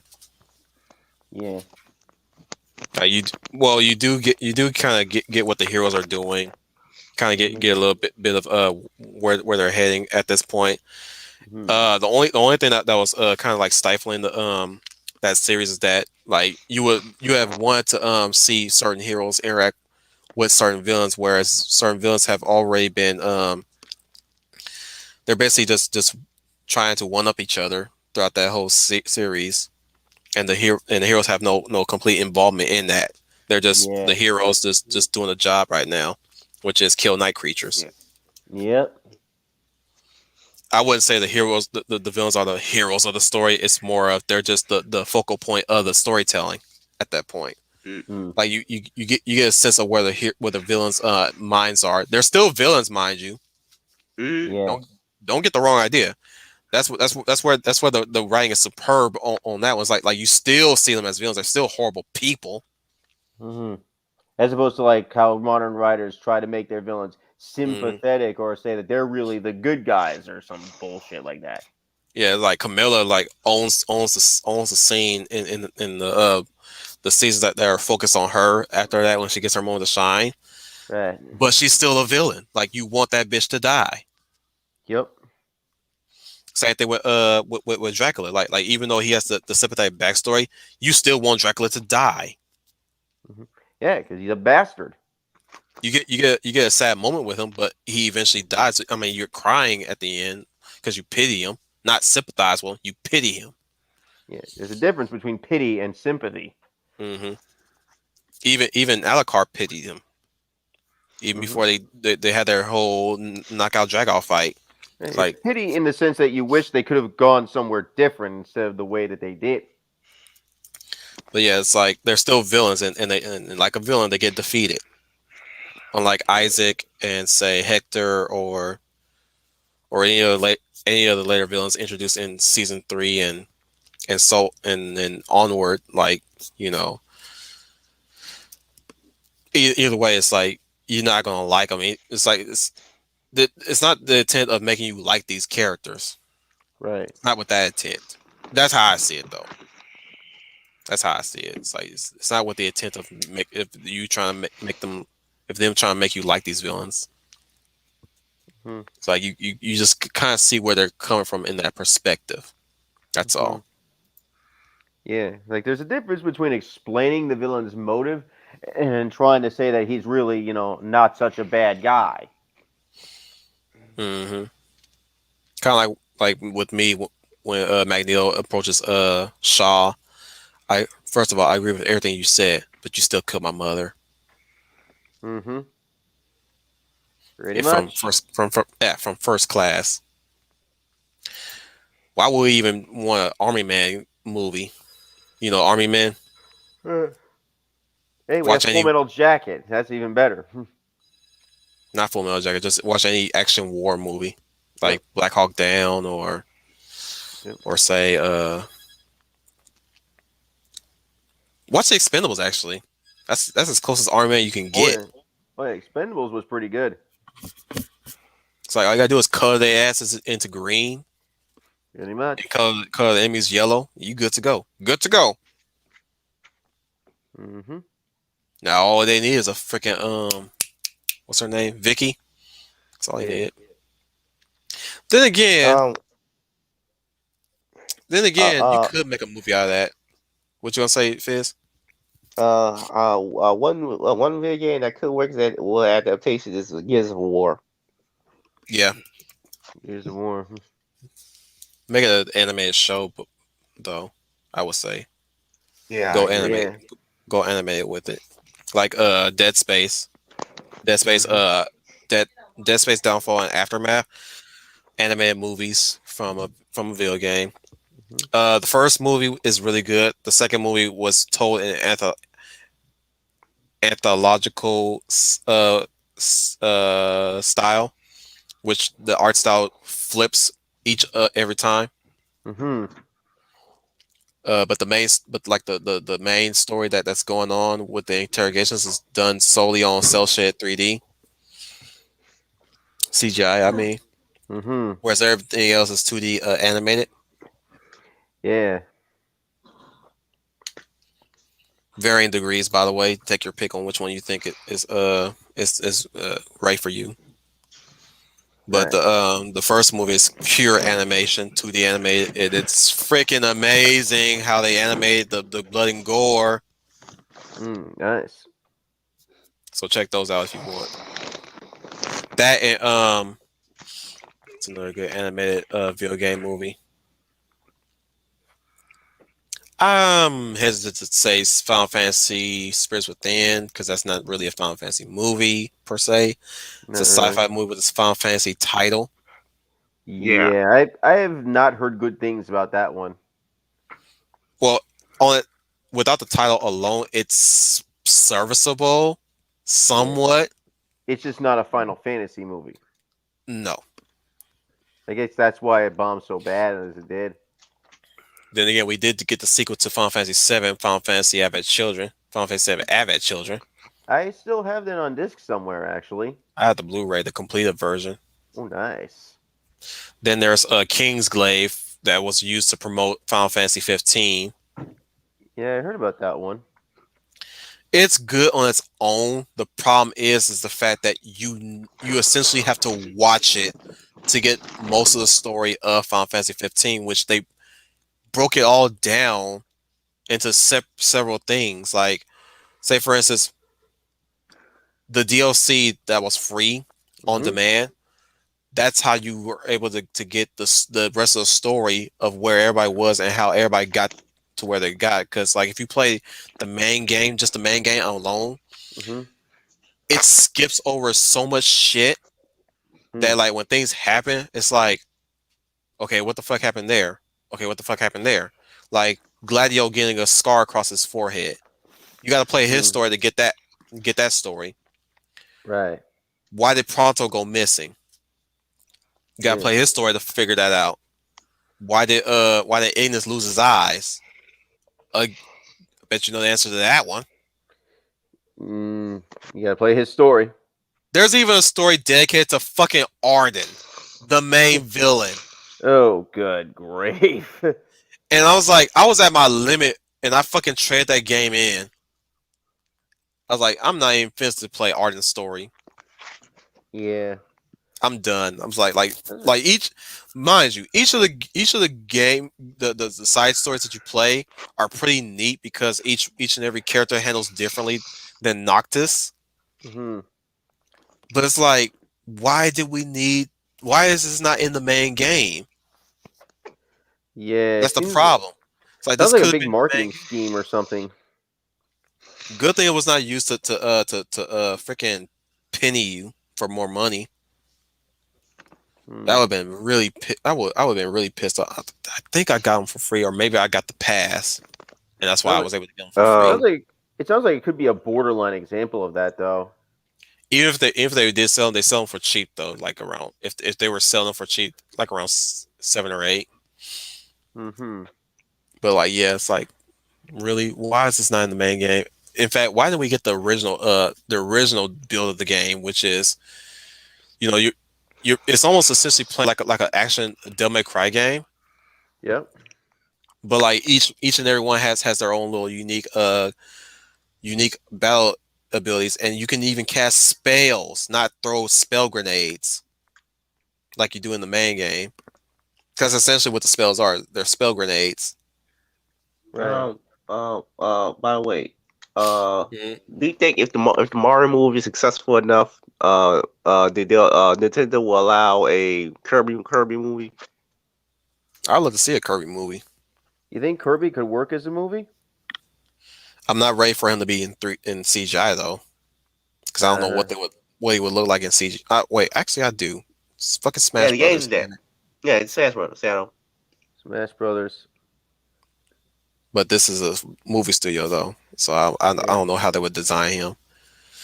Hopefully they'll learn from the first time that they animated Sonic in the first trailer. Yeah. Which is to say, don't do it like that. Not like that at all. Oh hell no, that was just freakish. The teeth were weird. In some parts it worked, but like everywhere else it's like, what the fuck is going on here? Just the body shape was just so weird. It looked like something Ken Penders would draw, for fuck's sake. Yeah. And trust me, that's not a compliment, people. He look more like one of the things from Cat in the Hat. That's yep. Right. Oh, thing man. 1, thing 2. Mm. He looked like a Who in that first trailer. It's like little Who's down in Whoville. That was weird. That was fucking weird. Yeah, it was good like that I said, they correct it. I'm just saying, in some areas it did work. If only they kept it that like if they knew how to keep it consistent. That's the problem they had. That's the problem that they were having. It's like they wouldn't keep the shape consistent. Which is they finally did it right when they finally changed it. It's like they were able to keep them consistent now throughout that whole movie because they actually did the shape that actually works. Yeah, they followed the games. This is why you can't really go through realistic looks because half the time they become inconsistent with the angles that you choose to shoot them in. Better to stick to the original style instead of like treating it, like an action figure, like you always talk about. I'll also say this: he looks hell a lot better than the fucking Chipmunks in the Alvin Chipmunks movies. Oh hell yes! Absolutely better. It's like, dude, this is a vast improvement over the damn. This is a vast improvement over the Ninja Turtles and the Chipmunks. Yep. Even dare I say it, Scooby Doo. Yep. I prefer the live action Turtles myself.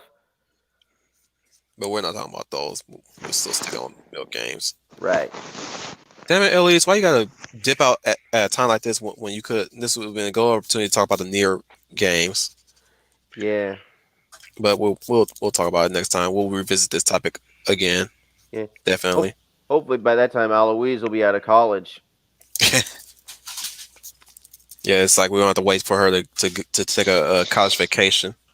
Yeah, because that's what's really killing it for her, is that she's got to be in college, and you know what that does. Right. Either way, what I was going to say next. Let's talk about the Super Mario movie and what we would do if we were writing a Super Mario movie. Yeah. Like I the don't Chris know what Pratt. the hell. Wait, I got an idea. What if? Hold on. Okay. What if we had in the real world got two really real world plumbers, Mario and Luigi. They eat magic mushrooms and transport them into the Mushroom Kingdom. Mm-hmm. And then they realize they ain't superpowers. They shoot fireballs now. So now. Mm-hmm. And now they have to fight Bowser Jr., who has a clown card in time. Why are we jumping to Bowser Jr.? No, because Bowser lazy because his dad lazy and his dad just want to kidnap the princess and that's it. And that's it. And why you try to take over the kingdom? And he got other stuff to do. He let Bowser Jr. deal with Mario and Luigi. Right. That works. That's it. And also get Donkey Kong in there somehow. Because I think the original Donkey Kong was Mario's first appearance. Yes, he was Jumpman at the time.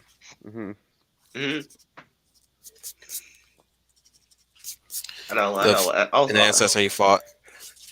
Yeah, and then Mario have to go. Mario and we have to go to the captain, the Toad to make him a car to fight or have a vehicle combat battle with Bowser Jr.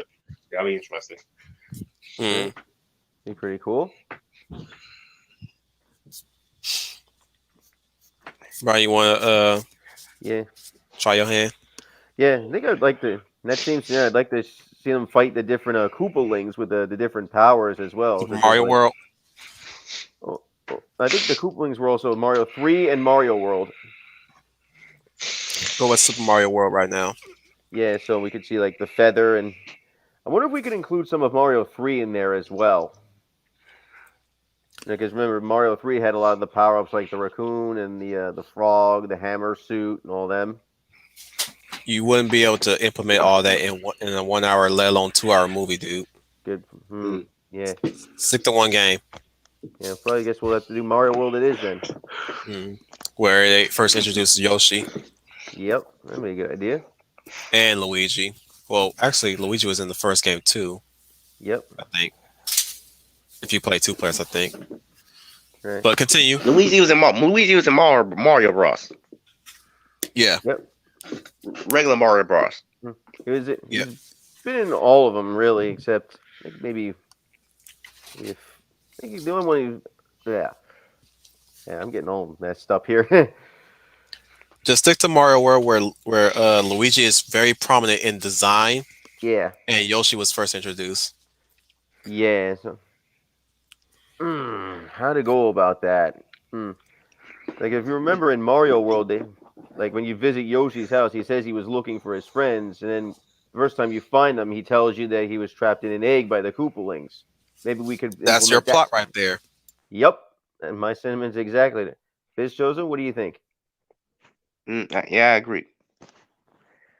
Yeah, good thing, and then he befriends them, and they. Which of the Koopalings should they attack first? You started off, dude. You know what order they are in. Let me think. And it's There's been a while Iggy. since I played. There's Iggy and Iggy's Castle. Then I think Morton was the second one. Mm-hmm. Yeah, and then I think Wendy was third, if I'm not mistaken. Yep. The fourth was Ludwig von Koopa, where he was on the bridge and you had to knock him off that. Mm-hmm. I think the fifth one was I think who was the fifth one? I would personally treat the Koopalings like the Ginyu Force or something. Pretty much. That'll work. Give me a sec. I'll drop the list. Yeah. Yeah, like I said, it's been a while since I've played the Mario World. I have to go back to that sometime. I'm looking it up myself.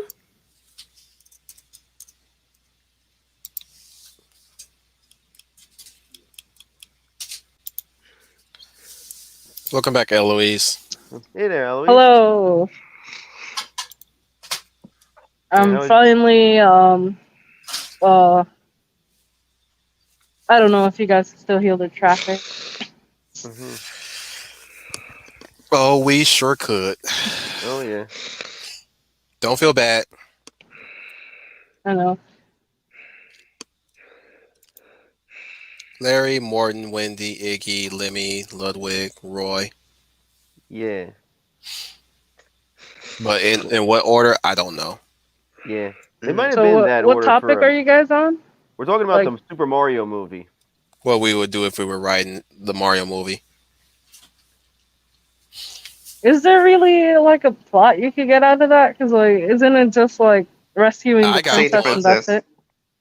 We could Like, add yeah. stuff to it too to make it a little I more got one. interesting. I don't know how y'all gonna take it, but I got one. That's it. I thought of this when I was in either I don't know what stream was talking about the Mario movie. I think it was either Ishi stream or maybe even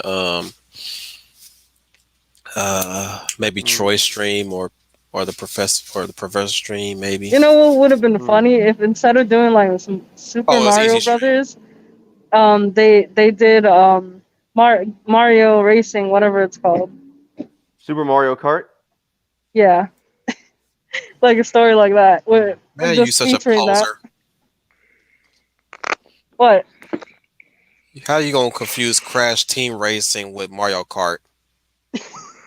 Yeah. I'm not confusing them. I just didn't know what the official Super Mario name is. Racing.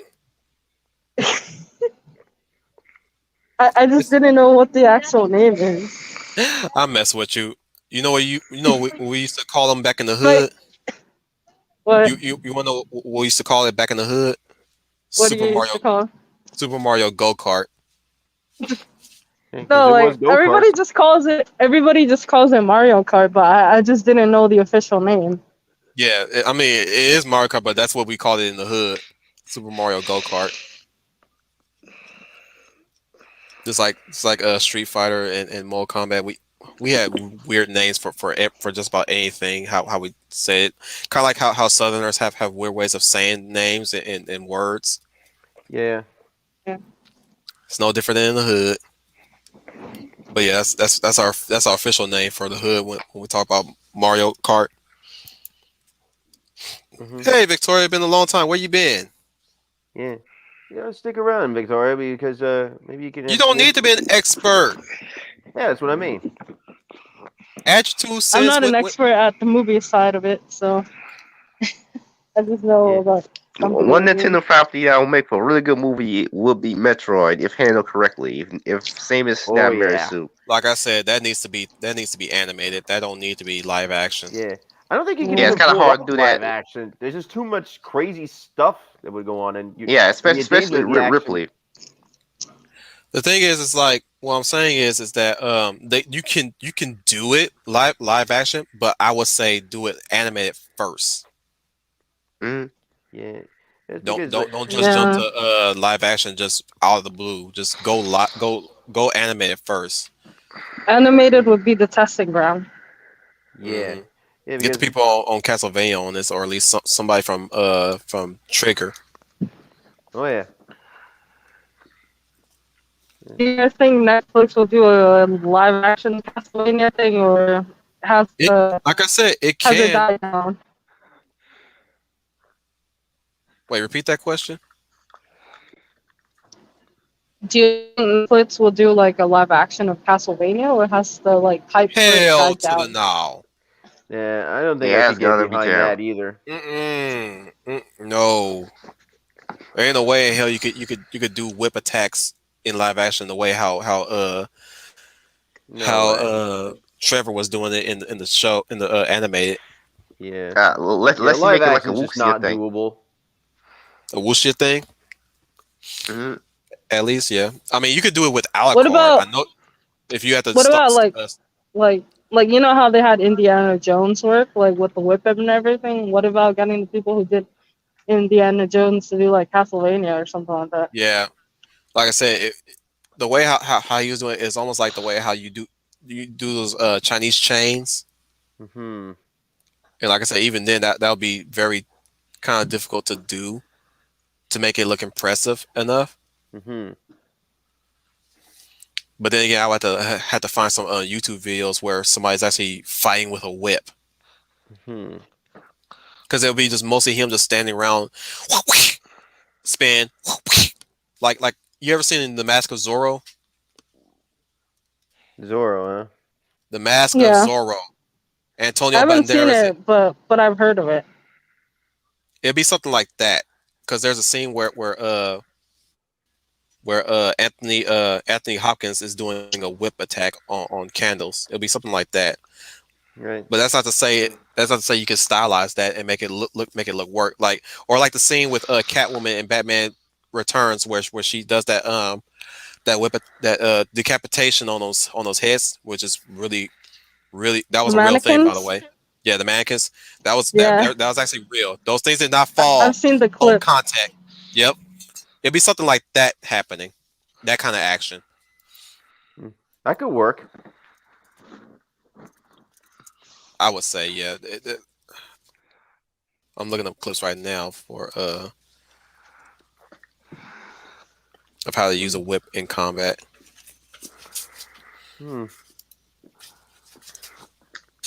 Because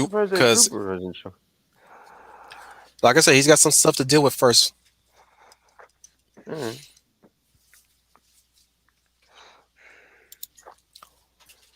Is it because I'm here?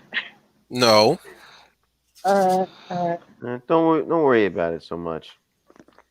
We're not holding grudges, Eloise. Relax. It's just like I've been places where, I nearly started feuds. You're fine. I found I'm one. not joking. Yeah, I apologize. We will shelve that some other time. We're not going to talk about that. Keep the momentum up, guys. Right. But I shared a video of two people using whips as a weapon. That's basically how Castlevania would look like in live action if you wanted to take action scenes into account. Right. I'll take a look at it right here. Damn, it's like the traffic followed me. All these Right. cars lined up. Yeah, whip like sparring, huh? So if you can separate yourself from that kind of look, you have to find a way to make it look workable. Like stylized. Yeah. Like I said, it's not feasible. What I'm saying is animation wise will make it look really good. Yeah. Well, because you'd have more free reign to have the whips move however you need them to. Yep. And like I said, you got like what Fish Chozo has said about the wuxia side of things. Right. You have to do it that way to make it look good in live I have a action. question. What do you guys think is best, like puppeteering things or like CGI? Like, so it depends on what it is.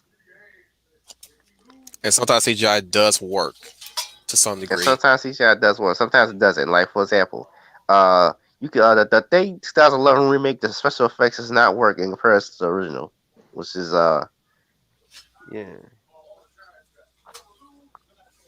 Oh, that's I bad. think in the original 1980 film, they actually took pig flesh and used that as a skin suit for the animatronic, for the puppets. Yeah. no, because like I don't know. I heard that like puppeteering is becoming like a lost art because of like CGI and stuff like that. Puppeteer is still alive. Don't worry. It's just rare. Sorry, I'm silent because I'm looking at this clip of this guy who's technically a Shaolin, but he's using a bullwhip. Yeah. Dude's fit too. I like his muscle. Let me take a look at that. I haven't, boy. Did I say that I shared it in the private chat? Oh, sorry. Damn it, Brian! You get so excited for everything. Dang it, Brian! I tell you, you always get excited for everything. Why don't you go over there and sit around with your propane and propane tank accessories? Yeah, I guess I am a little spitfire, There. aren't I? Now I shared it in the private chat. All right. You can just skip at least like around. Yeah, just skip around 5 seconds to get to it. Guy mentioned Shaolin bullwhip. So yeah, that's basically how that would look in live action Castlevania to some degree. The shuttle is taking its time. I don't see it anywhere. Okay. Do you have your little Red Riding Hood suit on? I'm in uniform, so they should be able to spot me. Like, I didn't ask all that. Right. Did I ask whether you were in a uniform or not? I'm teasing you. I'm teasing you. Now, if I really wanted to get serious, Oh, you think this is Harem of the Dead, you shrimp dick fuck nugget? I gotta say, him and the guy from Full Metal Jacket have to be the greatest drill sergeants in fiction. yep. You gotta give them that. You gotta always have those type of drill sergeant McNasty. Yeah. Just they come up with the best insults. Here, Eloise, you walk up to school like this. Here's my rifle, this is my gun. This is for fighting, this is for fun. This is my rifle, this is my gun. This is for fighting, this is for fun. So true. That, especially you walk in class late. You walk in like that. Nintendo should be considering a Guardians of the Galaxy style Star Fox movie. Oh yeah. yeah, What? that would definitely have make it in sense. stop Good thing motion. or a bad thing? Have it be in stop motion, like look like anime style, look like fantastic Mr. Fox. Stop motion with a bit of Star Wars editing. Yeah. Mhm. With the ships and everything. You got the backgrounds and everything. You got the models and the footage. That it'll be amazing how they work that. Yeah, have Guardians of the Why Galaxy style dialogue. Why didn't they consider Star Fox in the first place instead of like instead of Mario? I don't get it. Probably Mario because is their Mario is a flagship more, carrier. yeah, Mario's their most popular franchise. That and Zelda. Zelda is second only to Mario, Pretty much. Exactly. whereas Mario has been their flagship character for years. Yeah, pretty much since the NES He's pretty much days. their mascot. I know. Yes, we can make the argument that they make too many Mario games, but we have to understand that that's still their mascot and their flagship character. Yeah. Yeah. And one of the best selling. Yeah, I know. It's always the best seller. I know. And the only reason why it's that way because regardless of how far the games go, it's simple gameplay. Run one side and get to the finish line. How you go about getting there, that's where the creativity comes from. Yep. That's where that's where your nuggets are big. And like, how do you achieve that goal? Is what makes it all the fun. That's why we now have Super Mario Maker now, where you can make your own levels. Yeah. Speed as running opposed the to more stages. complicated. As opposed to more complicated Legend of Zelda. We got Well, all Legend of these kids, so. Zelda, you can get Legend of Zelda, you can get creative too in that regard. You can also get creative with yeah. Legend of Zelda. The Or only at thing least- I know from the Zelda games is that the little thing that goes like, hey you. It's a fairy. Hey, Yeah. listen. Yeah, that. Navi. That's what it's called. Navi. Yep. I've never As played in the game. navigate. Like, I have one. Navi is also the name of the blue people from Avatar. True. Navi. Navi. And in the second game, Majora's Mask, you have Tattle and Tail. Tattletale. Yep. See, Yeah, and what's interesting is their personalities. See, one will say that like if you notice that throughout Majora's Mask, Tattle says very little, unlike Navi, who's like grabbing your attention every one to at least like 1 to 2 minutes or so.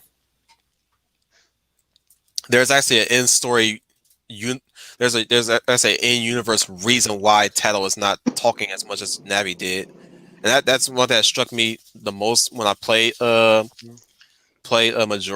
was that Navi was always there to communicate, right? But like Tao, she only talks in certain areas of the game, not necessarily certain areas, but like when it was needed to be.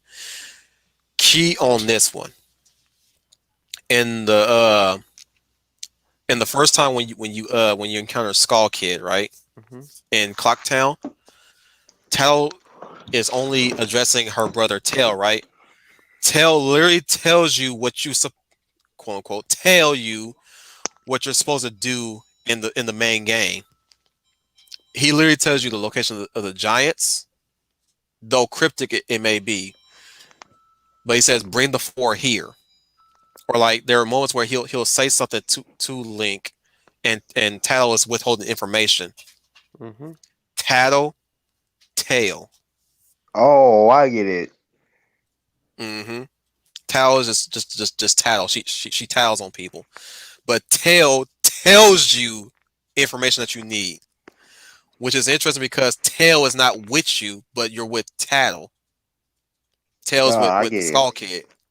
So that's what I liked about their personalities. Like Tattle will just tattle on people, like you know, tattle on people when need be, or tattle on information when she needs to, when she feels the need to. Whereas Tail will freely give you all the information that you need, and that's the one fairy that you wish you had on your team.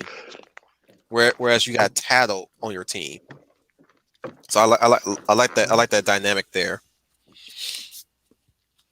And I was like, that's actually unique in storytelling. I didn't. It took.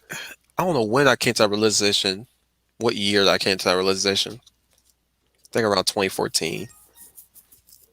But yeah, I was like, that's why I was always quote, names are important to me, because there's always a meaning in a name. And you may accuse me of. Go ahead. By the way, names one last things I think of when creating characters. It's very hard to name things. Wait, what happened? Well, the only time I ever decide have a name mean something is one graphic novel I got playing called King of Lies. About this midget con artist. Yeah, it's set in France. Nice. French midget con artist. He's his name was a Dracula merchant. His first name is Greek. His last name is French. Oh, nice. His first name meaning king or lord or something, and merchant is the French form of merchant. Right. So I like that detail. So king merchant. Yeah, that's one thing that struck me about Majora's Mask, about Tyler and Tails' name. It's like, oh, so you got the one that speaks so little, whereas you would like to have the one that tells you everything. So yeah, like I said, I like that. I'll give you my version of how I would write Super Mario Brothers. All right. And again, this was during my time. That's when I was in Ishi stream when they were talking about Princess Peach. So there's a reason why I'm actually giving a reason why Bowser wants Peach, not out of love, but out of power. I thought that too. That sums it up accurately. Now here's the thing. There's a reason why Peach acts the way she does. Throughout each games, she's always very nonchalant on how she's getting captured, right? Have you ever noticed she never gets angry? She never cries, not often. She never she never panics that much. You may think she's waiting for Mario to come rescue her because she's so assured that Mario's going to come rescue her, which he does, of course. Now, get this. Super Princess Peach. Y'all remember how our power set worked in that game, right? I heard about it. So emotional power up. She cries to water plants. Her tears are basically a fountain, right? Hmm. Her tear ducts. Rage, she catches on fire. Some other emotion causes earthquakes, right? And some things cause flight or healing emotions, right? Right.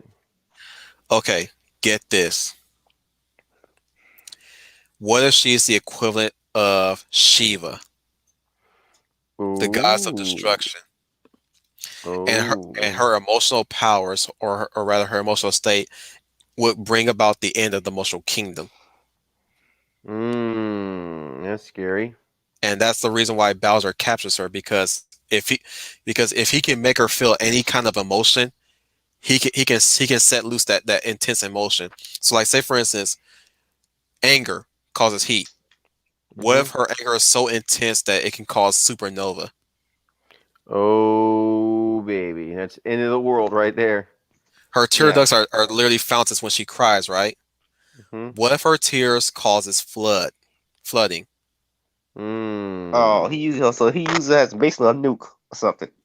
Yeah, she's the equivalent of all the disaster films rolled up in one. And that's the reason why he wants to capture, because if he can make her feel any sort of emotion, it will cause a certain disaster within the Mushroom Kingdom. So it's essentially he would have power over the Mushroom Kingdom because he has their greatest weapon. She is literally handicapping herself so that she won't destroy the world. That's why she relies on Mario, a more practical approach. Mm-hmm. So that would be my plot right there. Like, Interesting. even Toad would give him that message. Like, if Bowser makes her lose herself even for one instance, that will spell the end of Mushroom Kingdom. The only reason why he probably hasn't enacted on it because he can't decide which one he wants to use first. So it's kind of like what's his name? Black Bolt from Inhumans almost, but Yeah, instead of she's yeah, like yeah, like he if can she never yeah. What you gonna say? mhm. Like he can never make a sound, otherwise that's the end. Everybody dead on the Yeah, screen. he levels everything with a whisper. Mm-hmm. But in her case, if she lets out any emotion, she's activating a superpower. Yep. Mm-hmm. But like in Princess, put it like this: in Super Princess Peach, that's her using like a tenth of her power. Mm-hmm. And if it was any stronger, it would level the Mushroom Kingdom as stated. And that's the reason why she lets herself get captured, because if she takes action, she wouldn't know what she could do if she let loose like that. And that's why she uses the Mario Brothers to help her, because they're, like I said, there are more practical means to saving the Mushroom Kingdom. I must keep my emotions in check, lest my powers rage out of control. That and she's the queen of the Mushroom Kingdom, so of course she doesn't want to be viewed as the Mushroom Kingdom's destroyer. She wants to be viewed as the Mushroom Kingdom's leader And protector. She's essentially, that's what she is. She's their protector, but also their destroyer. Mm-hmm. Limitless potential and limitless danger. So that would be the plot. Mario will be traveling to save Princess Peach from. First of all, I'm gonna use their original names. She's gonna be called Princess Toadstool, Right. and Bowser will be called Koopa. Yeah. And of course, King that's where Koopa. that's like once the by the time the movie ends, we'll have a final scene with Koopa and his Koopalings will pop up at the end, and they'll be like, so Uncle Koopa, what are we gonna do? Uncle Koopa is dead. Call me King Bowser. Dun dun dun dun dun dun dun dun. More of a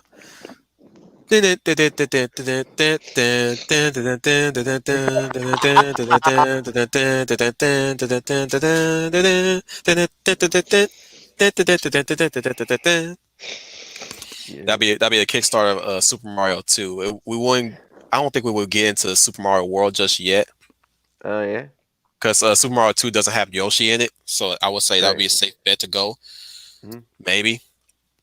Because even though Super Mario 2 is a dream that Mario is having, it will actually kind of lead credence to again why. Hey Dominic. Yeah. But yeah, it'll be just Princess Peach being served too, but not to the degree of Super Princess Peach. But that's like if it's a dream, it's how Mario in a way you could give it a sort of a subliminal thought of Mario wishing that Princess Peach can't assert herself without having to destroy the world. He wants to dream. He's basically dreaming in a world where Princess Peach can be normal, where he has this idea of what Princess Peach is going through. Oh, she'll be Princess Toadstool Peach. Yeah, Peach Toadstool, right? Yeah, something like that. But yeah, he like that. You can have that kind of story told. Like this is Mario dreaming of a time of where he dreaming of hoping that she can finally not worry about that anymore. She can be normal, which will lead us to Super Mario Galaxy, which is she finally has control of her emotions, and or at least they'll be, or at least Super Mario 3 will be something like that, where he's going on a quest to help her with her abilities, and he's fighting the wizards and stuff like that. If I had to go through with a sequel like that, but first we'll have to introduce Yoshi. Yeah. Actually, you know what? We wouldn't really need Yoshi. I know that's sacrilege amongst Mario fans, because Super Mario 3 and Super Mario 2 don't really have Yoshi in it, believe it or not. They don't. No, they don't.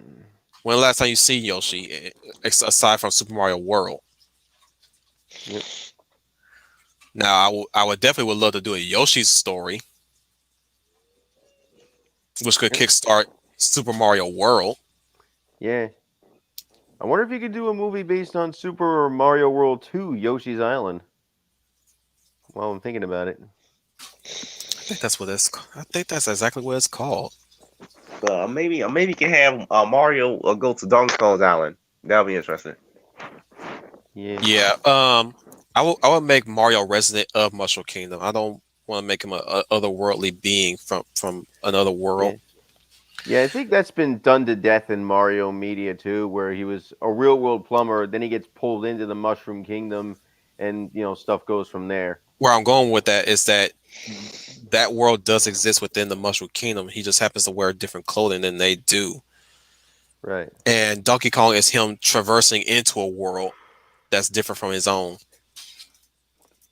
Right. And that's where he meets Pauline.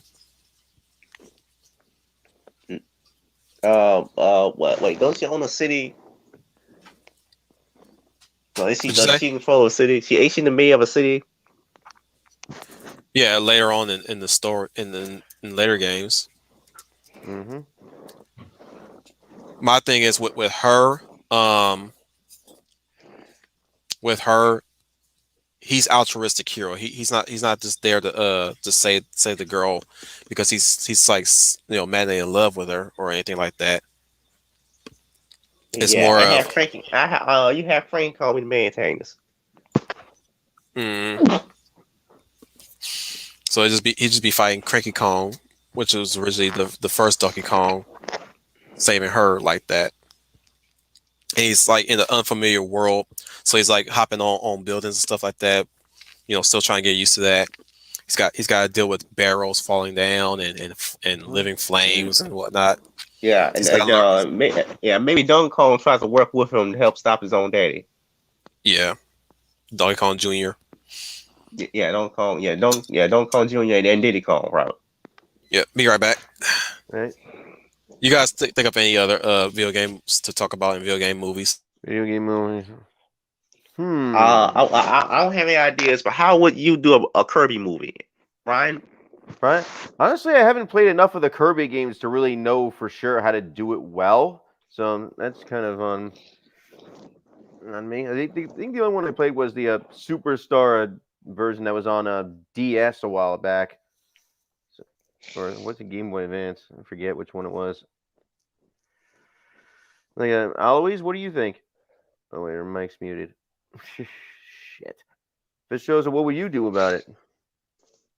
I don't know. I can't think of any ideas. Well, I know the characters. I'm very sorry. well, I'm sorry. I've just been I'm so angry right now. Oh, okay. Who's angry? I'm literally fucking shuttle just drives off. Like, bro, I'm right here. I'm so pissed off. So now I have to like call an Uber. Like, what the hell? Welcome to Jersey, everybody. Pretty much. Like, how do you Fuck yourself. How do you Everybody's in a miss hurry to me go standing nowhere in right Jersey. there at the pickup spot and dude just drives past? Like, can't you, like, I don't know. Must be Like, I'm Was it just the shuttle? standing. Yeah, it was the Was it really a shuttle. shuttle? Yeah. It's what they Wow. call it. It's like a truck thing, like that they have that picks up Okay. like students and stuff like that. And I'm just like upset because like, So dude, I'm trying to think of I'm something. Wait, maybe in the Kirby movie you can have do the backstory of the games, and that Kirby is an alien to the planet he's from. Play a superstar. He's an alien to superstar in the games. That's how he is. But Didn't they do something like that in a Kirby cartoon at some point? Pop star. yeah, Yeah. pop star. Yeah, playing pop star, and maybe Yeah. King D is basically like Lex Luthor almost. Yeah. Like, so Day what was the Superman. topic?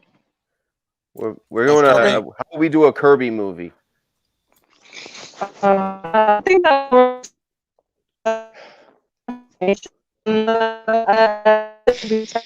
You're roboting there, a Alois. lot of action. Sorry. Hold up. Say again.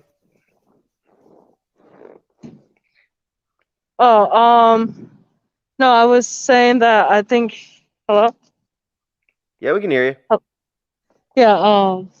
No, I was saying that would work better as an animation movie instead of what. Of course, it has to be animation. Or Yeah, that's it a has to pirate. be. Yeah, because live action is not if they did a doable with live Kirby. action, yeah.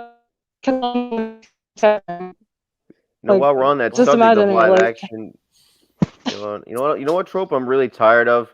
Having human characters in these movies about video game characters. You know, that That's are why not we're human. doing it all in. Who are aliens Yeah. or animals Yeah. or whatever. Yeah. So, do you dislike or like Detective Pikachu? Detective Pikachu works because that's how Pokemon operated. Mm-hmm. They didn't just pull them out of another world in our world, basically. Right. Mm-hmm. They basically they did the impossible by making a Pokemon world look the way it would look like in real life to some degree. Because realistically, we would all be dead.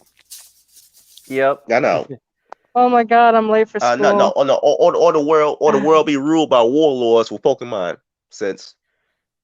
Yep. Oh my god, oh.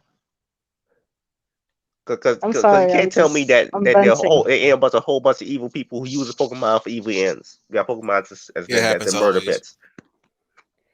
Yeah, it's one of the things that, Like, I already have like an 81. I don't need points deducted because I'm late. How does the dude not see me? Like standing right there. I'm not like a small person. There's a joke Can't somewhere. you- I'm gonna keep it to myself. yeah. Like, couldn't the driver just get out of the vehicle and just like walk up to me and be like, "Hey, I'm here." Like, it's a shuttle. It's not even like a commercial vehicle. So like, Yeah. it's like a school shuttle. Maybe you should take a flare. Yeah.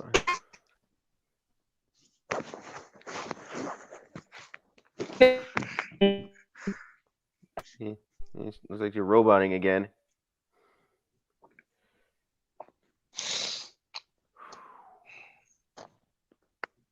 So, Eloise, what would you think would make a good video game movie?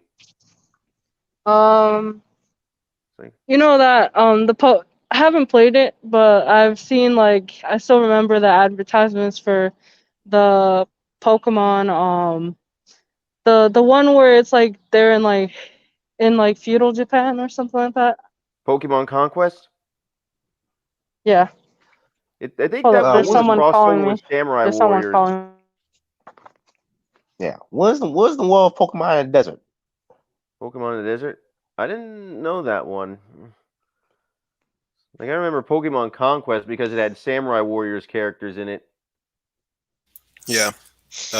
Nobunaga being, he's not necessarily a samurai warriors character. He's a historical figure. Yeah. Almost they every all- samurai game has Mhm. to have Nobunaga in it. Pretty much. The only exception is Ghost of Tsushima. Yeah. Yeah. And that's, Did and that's Ghost only of Tsushima take because place during the did that take place during the Sengoku Jidai or somewhere else? somewhere else, when their time Oda Nobunaga Oda is anywhere near, that's basically the Oda period. Yeah. Yeah. No. She'll be back. Yeah, I think I think she cut out because he's trying to catch a ride. Yep. Well, she got a call ride now. Yeah. But going back to Kirby, I would say go the Kirby 64 route. Hmm. You know how that story is told, right? No. Yeah. With very little dialogue. Well, lack of dialogue. Hmm. All the characters don't talk in that game. Hmm. Or So at it's least- all body language then. Yep, mostly body language. Actually, truth be told, I rather if there was ever which the one game I would love to see adapted is Kirby 64, the Crystal Shards. Uh-huh. The problem is that the crystal shards are so many that you have to minimize them. So you have to go to each of the stars to collect them. Yeah. When we know it's really not that case in the game itself. Yeah. But it would be nice. It'd be a nice adaptation, though. Nonetheless, it's like you don't really need that many crystal shards to collect them, anyways, to tell a story. How many were there in Kirby 64? 100. Yikes! Like, In order for, I think it's 100, but like I wouldn't know. But that's what you would need. Like you have to get all of them to get the true ending. hmm. That's basically the whole gist of it. It's like you have to get all of them to get the true ending. So in this Kirby movie, how many would he need to get? Just give him like 4. That works. Like the We don't four have to. We don't have to necessarily explore all the stars in Kirby 64. I guess just the most pivotal ones would do. Yeah. At least the most creative looking ones. Well, they're all creative in their own regard, but just like again, you have to make them very interesting. Like you got Frost Star, Pop Star. Mm-hmm. Shit. Let me look them up. Kirby 64 stars. I'll look it up myself. Your contributions all okay. There's Shiver Star,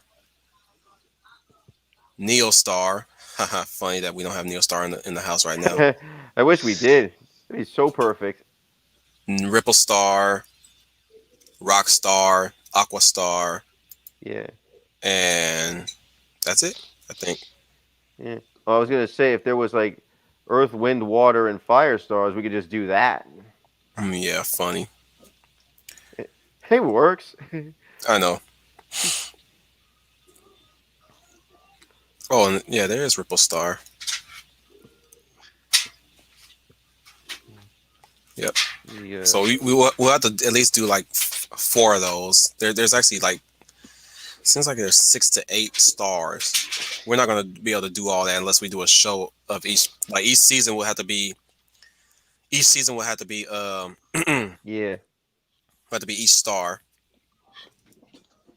Yeah. We'll have to get the original composer for the stars too.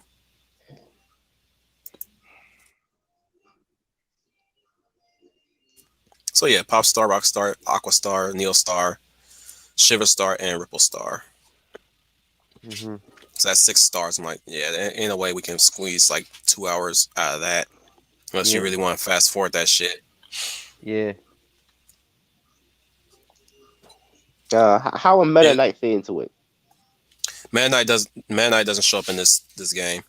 That's Would the he problem. show up I for know a just I'm talking about a movie, a her movie. How would Meta Knight show up? You introduce him the exact same way how they did with Right Back at You. He's just there. He's simply just there. Mm-hmm. Basically there waiting for Kirby to show up because that's his rival. Mm-hmm. Yeah, I think. That's an interesting one. And him being one of the Star Warriors is one thing to consider. Mm-hmm.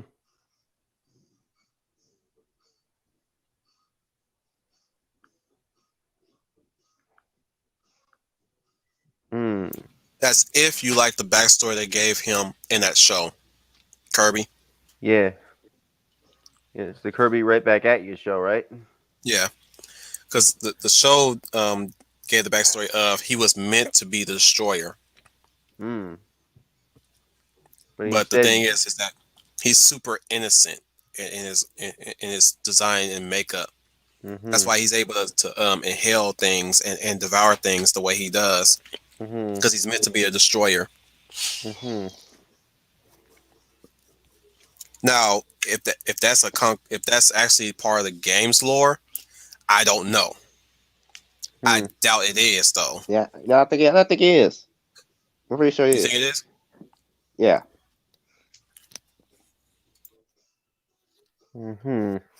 Yeah, see, I didn't even know that part.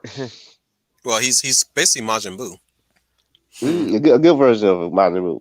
Yeah, a pure-hearted good version, an innocent version of Majin Buu. He's basically he's basically he's basically innocent Buu if innocent Buu wasn't really psychotic or sociopathic or schizophrenic in that regard. Like you never know what mood he's in or what could trigger his mood. Yeah. Wasn't there like a joke about him being an eldritch abomination at one point? No, that's actually confirmed in the games, though. Oh, it is. But he's not evil. Yep. That's basically what he is. That's interesting. I'll tell you why I'll do it for a Dragon Ball movie. I sure as hell won't do Evolution.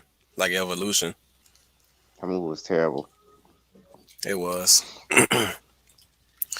But I would definitely have a kid playing Kid Goku in that story, and definitely would have a teenage girl play teenage Bulma. But really, what really boil down to is them collecting the Dragon Balls. Simple story, keep it simple. But then you get a motivation halfway through when I'll introduce Tao Pai Pai. Oh, interesting. And I'll give them a more concrete motivation to hunt the Dragon Balls now, because it's suggested it's stated that the Dragon Balls can bring somebody back to life. So you have Tao Pai Pai going the same route as being Goku, killing the Native American chief, and now they're on their way to collect the Dragon Balls. More so now, their resolve is not saying their resolve wasn't as strong in collecting the Dragon Balls. Now they have a bigger drive than what they were, instead of just thinking, instead of just Bulma looking to harvest energy out of it, or in the case of Yamcha, maybe I wouldn't introduce Yamcha in a stupid way either. Mm-hmm. And he wouldn't have no surfer dude voice. Oh yeah. I'll definitely I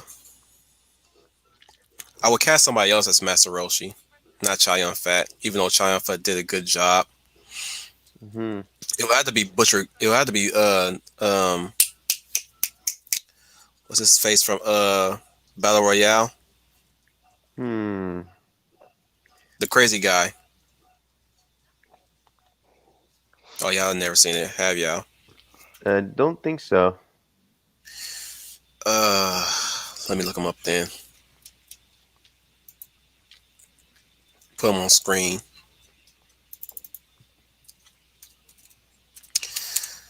Talk among yourself while I'm looking that up. Crickets, huh? Mm-hmm. Yeah, we're getting that a lot in this stream for some reason. Nah, it's just.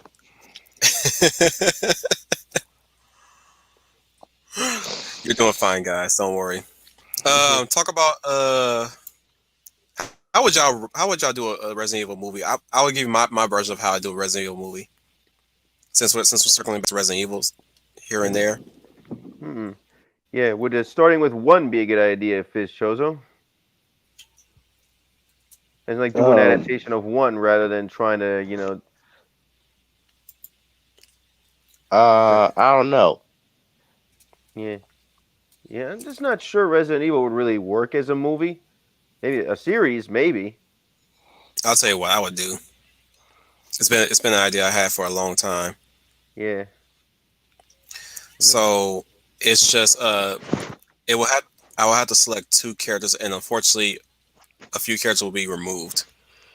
Oh. But it'll be just Jill and Chris exploring the mansion, kind of like a Mulder and Scully type of dynamic. So basically X-Files with a Resident Evil skin. Mm-hmm. So it'll just be them just touring through the mansion. Weskers will be there. I don't know if I will have Barry there per se, but it'll be just them exploring the mansion, trying to investigate. Right. So it'll be something like that while they're fighting zombies, hunters. Yeah. Yes, I'll introduce hunters in this one. Yeah, because if you're gonna do it in like an hour and a half to 2 hours, then some concessions are gonna have to be made there. Because there's a lot packed into the first game. You know? Yeah, you will have to do an animated show or just a show period to really get the full story completely. Yeah. Yeah. Because there's no way you could like I said, props to Anderson for able to get enough characters in there the way he did and style it the way the mechanics work around that movie, especially doing the puzzles too. He even did the puzzles. And like I said, I'm mad at the fact that he abandoned that completely. Yeah. Just to make action movies now. Yeah. And to give his wife a job. His wife can have a job. Just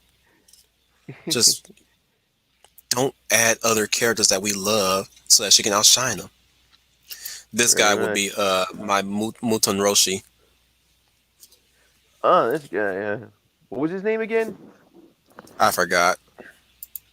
He was in Ghost in the Shell live action too, as Chief Aramaki. Yeah, I didn't see that one. Good. It was terrible. At least I know I'm not missing anything. Takashi Kitano. Takashi Kitano. I remember that name. Yeah, just watch Battle Royale. Definitely watch Battle Royale. He's actually pretty fun in that movie in a psychotic way. Yeah. So he's like the Japanese Joker or something. No. You ever heard that one movie called The Substitute? I've heard the name. It's a semi-action movie, but like he's an ex SEAL that's actually substituting for his wife because his wife got injured by gang violence. So he ends up taking over while she's in recovery. Right. But he's also covering a secret plot happening within the school. But think of that, but in a more evil way. Like he's actually the substitute. The substitute had one actor playing for the most part in the movies, but Treat Williams became the role in later sequels, direct to video, mind you. But that dude was awesome. I was like, damn, I wish you were my teacher, man. Coolest teacher ever. Yep. Saw the black kids, the Mexican kids, the white kids, everything. I was like, bruh. Some things that he said that just stuck out to me. I was like, man, why are you not teaching in my class? He's also like funny enough, since he's a sort of a veteran. The class that he's teaching is history. Right. That's where his wife is teaching. I was like, oh, interesting. Yeah. So yeah, in the case of Kitano, who plays the character in in Battle Royale, think of that, but psychotic. That would be interesting. Yeah, he's a substitute. He's not necessarily a substitute teacher. He's a teacher that likes to teach, but he's in a world where delinquency is an all-time high. The government gets to control your children.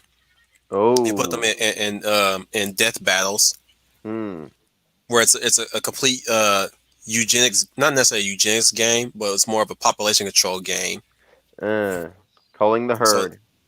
Yep. So they select a classroom and they put them on an island. Right. They strap them with explosive device around their necks. And if they disobey, they'll explode. If they attempt to tamper with it, it'll explode. If they'll mark off spots on the island where you should avoid, because if you go there, it'll detonate. Right. It's not necessarily a lose-lose situation. It's more of a avoidance situation. And they give you packs. Here's how the packs works. Like these big bags. Right. In there is supplies and also a weapon. Oh, nice. The problem with the weapon is it's randomized, so you don't know what you'll get in your pack. So it could be something that's utterly powerful or utterly useless. Yep. Or useful in a sense of how you use it. So like, say for instance, you got binoculars. May not be a weapon, but it is damn useful to some degree. You could bludgeon with it, or you could use the strap to choke somebody. That, or you can look for weaknesses in the system. Oh yeah, that too. Or what location the students are at, and you can scope out what they could be doing. And you got to kill in order to survive. There's no easy way around it. Like, only one child has to survive. There can only be one winner. Kill or be killed. I know. The Battle Royale is literally just Hunger Games for Hunger Games. Yep. I can't believe there was a long debate about that bullshit. Let's just agree that they both fucking exist, dumbasses. That's all you needed to do. They both fucking exist. And here's the thing. Hunger Games did it differently. Battle Royale was a social commentary. Right. Through and through. Of where Japan's governance was at the time. Oh, I think your mic is muted. I don't want to hear you guys chew. I don't want you guys to hear me chew. All right. Yeah, it sounds like it's dinner time for the wolf, huh? Yeah, and I need my energy. All right. The wife gave me some food. Oh, nice. What'd she give you? Salmon. Oh, nice. Love me some salmon. The best protein I could ever have. That won't make me sick. Not saying that I'm tackling any diseases or anything. It's just overconsumption of certain meats will get me sick. So food allergy or something else? overconsumption. Uh-huh. And then we can, like in the case of beef will most likely weaken my immune system. Ouch. Yeah. So like if I consume far too much beef, I can have fevers Mm. and I puke. Yeah, that's a pleasant thought. So yeah, little biology there of the wolf. Yeah, I see. So yeah, I'm probably have to go. okay. Take it easy there, Fizz. So it's just the two of us then. Just the two of us. We Yeah, can make it if we try. yeah. I don't know, man. I think what we're dealing with right now is the calm before the storm. Everybody's getting their stuff together before shit really start hitting the fan. You mean the blackout that Alois was talking about? Not just that, just anywhere else that's happening at the moment. Mm-hmm. That or work has started to open up now, and people are at work. That's probably why we still get viewers after stream, by the way. Mm-hmm. So I do check, and the numbers do climb. That's interesting. How far do they get? I do not know. I don't care. The views are coming in, and that's what it stays. Like, if you don't like my content, you don't have to watch it. And I'm making you do it. Right. But the views come in, so it's like as long as they're views, I'm not worried about the damn likes. I'm worried about the views. It's like, is anybody viewing my content? Yep. If so, then we move on to something else. Then we'll just have to move on to something else. Simple as that. Yeah. Yeah, it's weird just having this with two people for the first time in a long time. Mm-hmm. Started off with me and Trooper for a while. Yeah, then it was you and Leia. I think it was even you and Schooner at one point. I think this is the first time you and me have had a thing to just by ourselves. Yep. But yeah, back to what video games we would make. Yeah, that's how I would do Mario, Resident Evil. Star Fox will be a tricky one. Yeah, because there's a lot of planets to explore, and you're not going to be able to hit every single one of them within. Not the necessarily format. that. It's just I would have to probably either do it the way how Bucky O'Hare did it. Definitely would do it animated. Yeah. How I'll go about that, that's a whole different story. And the problem with Star Fox, the game series itself, is that it has barely any logical plot to follow. Yeah. So it just kind of makes stuff up as it goes. Not necessarily. It's more in line of it doesn't know what continuity it wants to maintain, or at least if there's any continuity, it's scarce. And it has a hard time acknowledging what exists and what doesn't. Like Star Fox 64 is straightforward. Yep. It's the Lilac system being invaded by the Venomites. Right. And yes, they're literally called that. That's what I'm saying. That's they're literally called that in the Assault, by the way. Assault gives story. I think is what hinders it is Dino Plan. Star Fox Adventures. Star Fox Adventures completely hinders it. That's why. Yeah. That's only because that was originally another game in itself before it became a Star Fox game. Yeah, I think Krista was supposed to be the main character of it, but then they made Fox. She was. Right. And then they made Fox the main character when they decided to make it a Star Fox game. For marketability. Yeah. I guess they would have had a bit of a. I guess it would have been a hard sell since it was such a unique idea for them at the time. I doubt it. Pretty sure they will be able to sell it. Yeah. But history was made, and we can't change history. No, we cannot. As much as some people would like to. Granted, you can still make that game. Yep. They can still make that game. Just give her a different name. Yeah. You can even make her a different species if you want. In fact, the dinosaurs don't necessarily have to be dinosaurs either. They can be just alien reptiles. Could be any number of things. But Rare is no longer making these games. Nope. Unfortunately. Is Rare even still around anymore? I know they. Rare's around. They make technology now. Yeah, I remember Microsoft got a hold of them at one point. They did. Yeah. Yeah, and then went to shit from there. Well, it's the reason why we got grabbed by the ghoulies. I was just about to mention that one. I have not heard good things about Grabbed by the Ghoulies. It's a fun game. The problem is that I don't remember it being stick fighting, where you fight with a stick. Stick, huh? Yeah, you're just toggling the stick in the character fights. I could have sworn it was button prompting, but I could be wrong. Maybe. I'll have to look up a playthrough of it sometime. That was experimental time, by the way, for using a stick to fight. Oh yeah, 6th generation in general was very experimental too. Because we had Jet Li's game.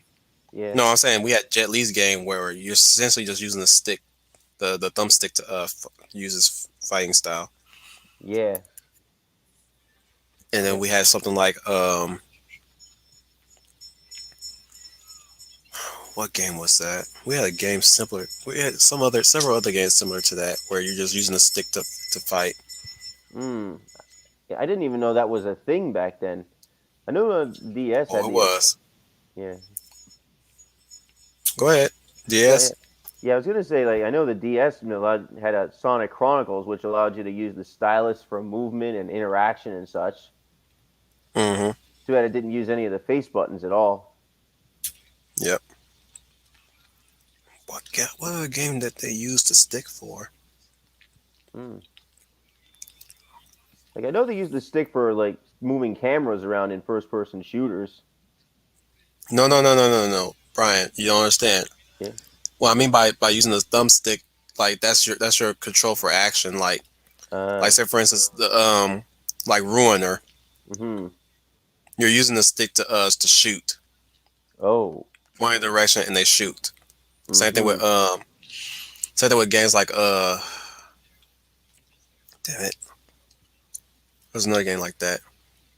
Yeah. Well, you're using the stick to aim, period, but kind of like that. It's like they don't attack unless you point them in the direction, is what I'm saying. Mm-hmm. In the case of Jet Li's Way of the Dragon or something like that. Yeah. You're essentially tapping the stick for him to do moves. So up would do one move, left would do another, down would be something else. Mm-hmm. Well, he'll change direction if you press down, because you're fighting multiple enemies sometimes. Right. Yeah. You can also move the direction of how he shoots when he has his own hard-boiled moments during the game. So when he gets a gun. You can even fight You can fight enemies that Soul's fighting style is that they're fighting together against them. Right. You can even do that with a lady character later on, I think. Yeah. It's a nice game. Yeah, I forget. Was that on PS2 or was that Xbox? PS2 and Xbox, I think. Okay. Yeah, I think I might have heard of it, but I might have heard of a Jet Li game, but I don't remember a whole lot about it. I think there was 2. Starring him. Yeah. But that one's the one I visually remember, and there was one that was called Yakuza before Yakuza games were a thing. I remember there were a lot of GTA clones at the time too. Yeah, that was around the time the GTA clones start rolling in. Yeah, the Getaway was one. You had the Saints Row series. I'm trying to think of a few other ones. True Crime. Yeah, True Crime. I think the Simpsons Hit and Run was sort of a joke on that. Hit and Run was Taxi Cab. I mean, Crazy Taxi. Yeah. Really? I thought that was Actually, Oh, really? I thought that was I must be thinking of something else. you are, but yeah, you're not far off though. Mm-hmm. But yeah, Hit and Run was Crazy Taxi style. Mm-hmm. Again, I regret not buying or getting for my Dreamcast. Mm-hmm. Yeah. There was good things about Crazy Taxi. Crazy Taxi would be a nice a nice movie to adapt. Yeah. It basically, But but we already had that movie, and that is Baby Driver. uh Only difference is Baby Driver is transporting crooks. aha, instead of just like regular people. hmm That and Transporter for Oh the yeah. first part of the movie. It's like with Jason Statham, right? hmm I failed to recognize the correlation. Hmm. Good But yeah, impression. if you have if you want a live action version of Crazy Taxi, Baby Driver is definitely one. Yeah, that's another thing though. It's kind of hard to adapt video game movies because the things you want to adapt into, someone else already did. Well, it's not even that. It's just like I said, like if you want that movie, Hmm. yeah, it's already there. That's what I mean. But that shouldn't stop you for making it just like that movie. Well, pretty much. It's at that point you would have to, as you've talked about before, you'd have to put your own spin on it so that it stands apart. Exactly. But like I said, you already had that movie. Just go find it. Yep. Like say for instance, a live action Doom game, like Doom movie from the 2020 the 2016 version. That's Right. Hardcore Henry. Right. You already got that Hardcore Henry. But again, shouldn't stop you from doing it. Yep. Don't let that stop you from doing it. Just you get. If I'm saying anything, there's your template and your reference Yep. of what you would do for that kind of game movie. Yep. The rest is just details. Hell, we already got a Wolfenstein movie. You Yep. wanna know what it is? What's that? Overlord. Oh, nice. There's your if you're looking for a Wolfenstein live action movie, it's right there. Yeah. I said it in one of their video clips. Hmm. I said this goes out to the people who dare Yeah. decide to make a live action Wolfenstein movie. Yeah. Use this movie as your frame of reference. Yep. That's all you need, right Yeah. there. This is what you'll need to make a Wolfenstein movie, and get even more crazier with it. Yep. Yeah, I Wolfenstein finally saw was that a movie fun from game. beginning to end. Yeah, I'm saying I finally saw that movie from beginning to end. It's like yep, this is a definite Wolfenstein movie right here, even though it's not a Wolfenstein movie. Right. That reminds me of the Wolfenstein games with their idiosyncratic difficulty levels. Like the hardest Mhm. difficulty was called I Am Death Incarnate. Mhm. Yeah, that always made me laugh. You know? Hell, if anyone wants to make a Resident Evil movie remake, Mhm. Overlord. Overlord again. Most of that movie is done in corridors. For the Mhm. later half in the middle of the movie, it's done in corridors and back to corridors later on. Right. In fact, if you want to do a live action Resident Evil Village, that's the one way of doing it too. Oh yeah. Now that I think about it, one of the criticisms of Resident Evil Village was the fact that it was pretty linear, so it probably could hmm translate into a good movie with that. Yep. All you gotta do is watch Overlord. Again, Hmm. that's all you gotta do. Yeah. It literally frames it in such a Yeah. way that it's like this could look like a Resident Evil movie that we should have Yeah. gotten. Yeah, instead of the ones that Paul Anderson gave us. Yep. He should have just stopped at 3. Yeah. I think if he had just stopped at 3, it would have just been fine. But then he went like for 3 more movies, and then it just got ridiculous. Well, one thing he also messed up on is that he basically just turned the world into apocalypse. Pretty much. Like, I don't think it ever got to apocalypse level in the games. No, they never did. They always now 6 bordered onto that bullshit. Yes, I think that was one of 6 the went things people. Go ahead. 6 went too ridiculous with the way how they set up. The problem with the later games of Resident Evil is that they went with bioterrorism. Yeah, I think, and mainly because Resident Evil 4 had proven so popular, and the whole plot was essentially a bioterror plot by which they would infect the president's daughter, send her back to the White House, and have her infect everybody in the government. Which would be stupid. Because Yeah. if the only way I could see that working is if they had Ouroboros do that. Yeah. Which is later in Resident Evil 5. Mm-hmm. I don't know how they never really show how Plaga spread. Yeah. Well, the only thing they ever showed was Well, how they got.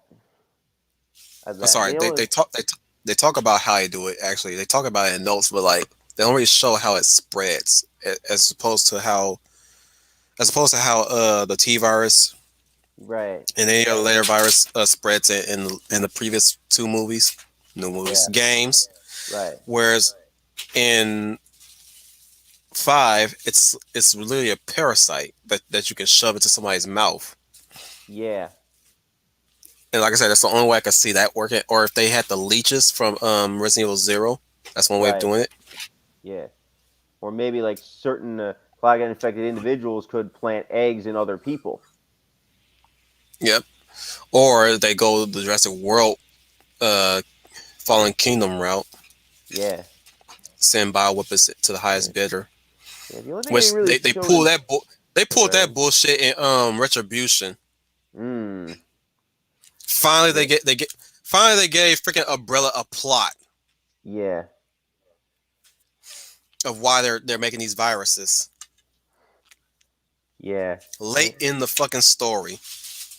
Yeah, it's another thing. They should have quit while they were ahead. Yep. And final chapter took it to a whole extreme. Yeah. I didn't see the final chapter. Guess I'm not missing much. Good. I think the ones I saw were 1, 2, 3. I think I might have seen 5, and that was it. So you saw 1, Apocalypse. Yes. Extinction. Yeah. Afterlife. And Retribution. I think so, yeah. I didn't even bother with the final one because I kind of knew it was going to be pretty dumb. I'll finish it later. Well, they didn't like losing my train of thought there. Yeah. The biggest issue is continuity. Completely contradicting each other. It's like Anderson was trying to write a whole different story every single time. Yeah. And I think Extinction was the one that really threw him off because he didn't direct that one, let alone write it. No. It was done by somebody else. Yeah, see, I didn't even know that part. I thought he directed all of them. Not all of them. Extinction is one of them. Yeah. That's the problem. What happens when you hand a movie off to between directors because everybody's got their own idea for a plot. And then they end up just contradicting each other once they start, once the original guy takes control back. They were the sequel trilogy before the sequel trilogy. Oh, yes. So true. Because, like, in some ways, Anderson kind of retconned a lot of events of Extinction here and there. Yeah. He also retconned a lot of things in the Afterlife. Yeah. He retconned one person's story and he retconned his own story. Which is funny how he did that. It's like, it's at this point, like, you can just pick one movie and just stick with that one. Yeah. And that's it. Because Alice narrates every damn movie. Yeah. And each movie can be their own movie, and that's all she does is narrates. She'll just narrate, and you just say that happened, that happened, that happened, and this is the story now. Yeah. Would you say that Alice is a Mary Sue, as some people have said? No, no shit, dude. Oh yeah. I kept saying she outshined everybody. Remember that. Yeah. Yup. That was my thoughts exactly. But the thing is, she's an action Mary Sue, as opposed to a narrative Mary Sue. Mm-hmm. Yeah. Like everybody, like here's the thing about action Mary Sue's, like they're just there to be looked upon and amazed. Yeah. You can still have characters that are doing things in that movie, but at the end of the day, the action Mary Sue is the one that's doing the flashy stuff, whereas everybody's doing the basic bitch stuff. Yeah. Take Extinction for example. Mm-hmm. She's the one with the good guns, the Yeah. kakuris. Yeah. Everybody else got in other words. yeah. Well, everyone else got a single shot rifle. Yeah. That's it, and That's pistols. No machine guns Not- for anybody. Yeah, not one of them has a machine gun. Everybody else got Everybody just had pistols, rifles. It's Not like- one shotgun. Right. Like you're gonna tell me that in a crowd full of all these survivors, not one of them thinks to bring something bigger than a friggin' pistol. It's the same with Afterlife. They Yeah. still got pistols. They're still shooting with pistols. They don't even bring anything cooler either. Like the BFG from Doom, for crying out loud. Hang on. Insult to injury. They go where the weapons are stored at. And they're still using pistols. Oh At the god, time. Rafe. I think. I remember I could be wrong. I could be wrong. Yeah. But yeah, it's like that was fucking ridiculous. Like she's the only one that's using the super weapons and stuff like that, whereas everybody is using fucking pistols. Yeah, that's ridiculous. That is just horribly unbalanced. Not unbalanced, it's just fucking boring.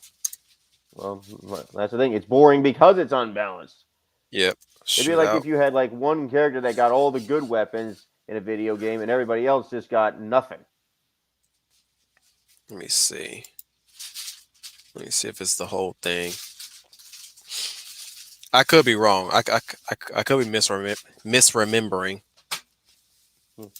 Honestly, those films are so stupid I barely remember. I'm speeding up just to see. Let's see. That's like like the kind of movies that Trooper talks about, where you watch them for the spectacle and then you forget about it afterwards. Give me a sec. Yeah. Yep, we got Chris shooting the pistol. She's got freaking Clara tosses her a fucking SMG. It's like, bitch, use that gun yourself. Yep, they're all using pistols. She's the only one using SMGs. Yep. Let me link you the clip. Yeah, do tell.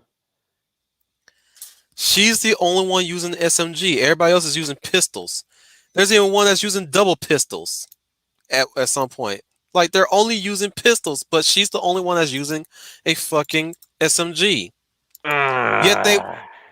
Yet again, they all put it like this: her, Chris, Claire, and some random chick that got eaten by a zombie gets to a fucking weapon locker, and that's all they got. Yeah, Well, that doesn't even make logical sense. You think you'd be what was the all over. point? Yeah. What was the point? Now you can kind of say they're conserving the big weapon ammo. Okay. But last time I checked, I don't see not one of these motherfuckers have at least fucking bigger guns on them.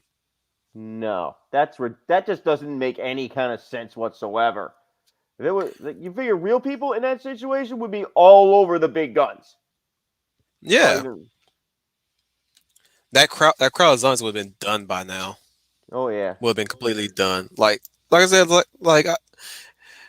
I watched this movie like twice, 3 times already. I was like, I just realized that she's the only one that's using a special gun, whereas everybody else is using pistols. Yeah. Yeah. And she's still using the pistol. She's still using the SMG. And what's funny is she hasn't reloaded yet. Bottomless magazines for the protagonist. And of course, she does throw it away because, of course, yes, we do have to consider ammunition. And of course, she uses a C4. Yeah. She still has that. She still has those two sawed-off shotguns that shoot coins. Right.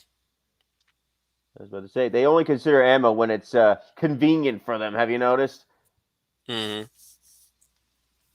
All I'm saying is like that was a ridiculous shootout scene.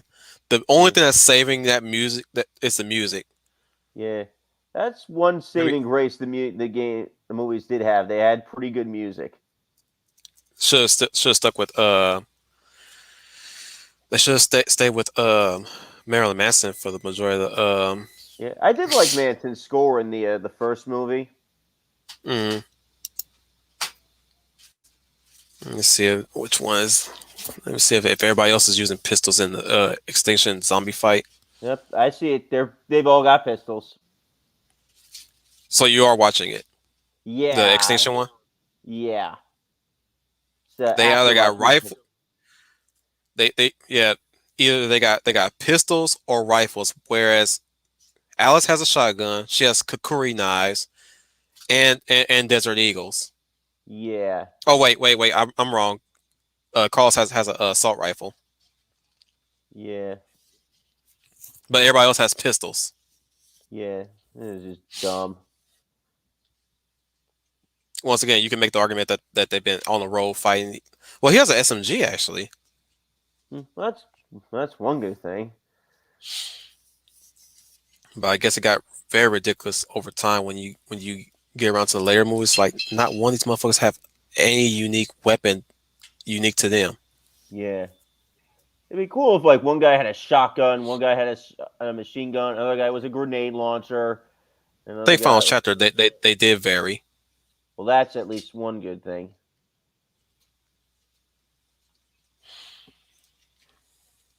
But anyways, I guess that'll be a good time to start wrapping it up. This will be our shortest stream ever. Yeah, because everybody bailed out on us. Yeah, it happens.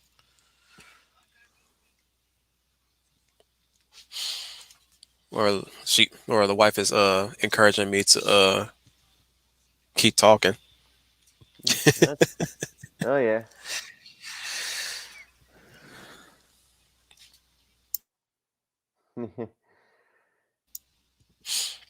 Either way, we can keep talking. Like, yeah, we can talk all day about Anderson. Oh, wait, hang on. Kmart has a shotgun.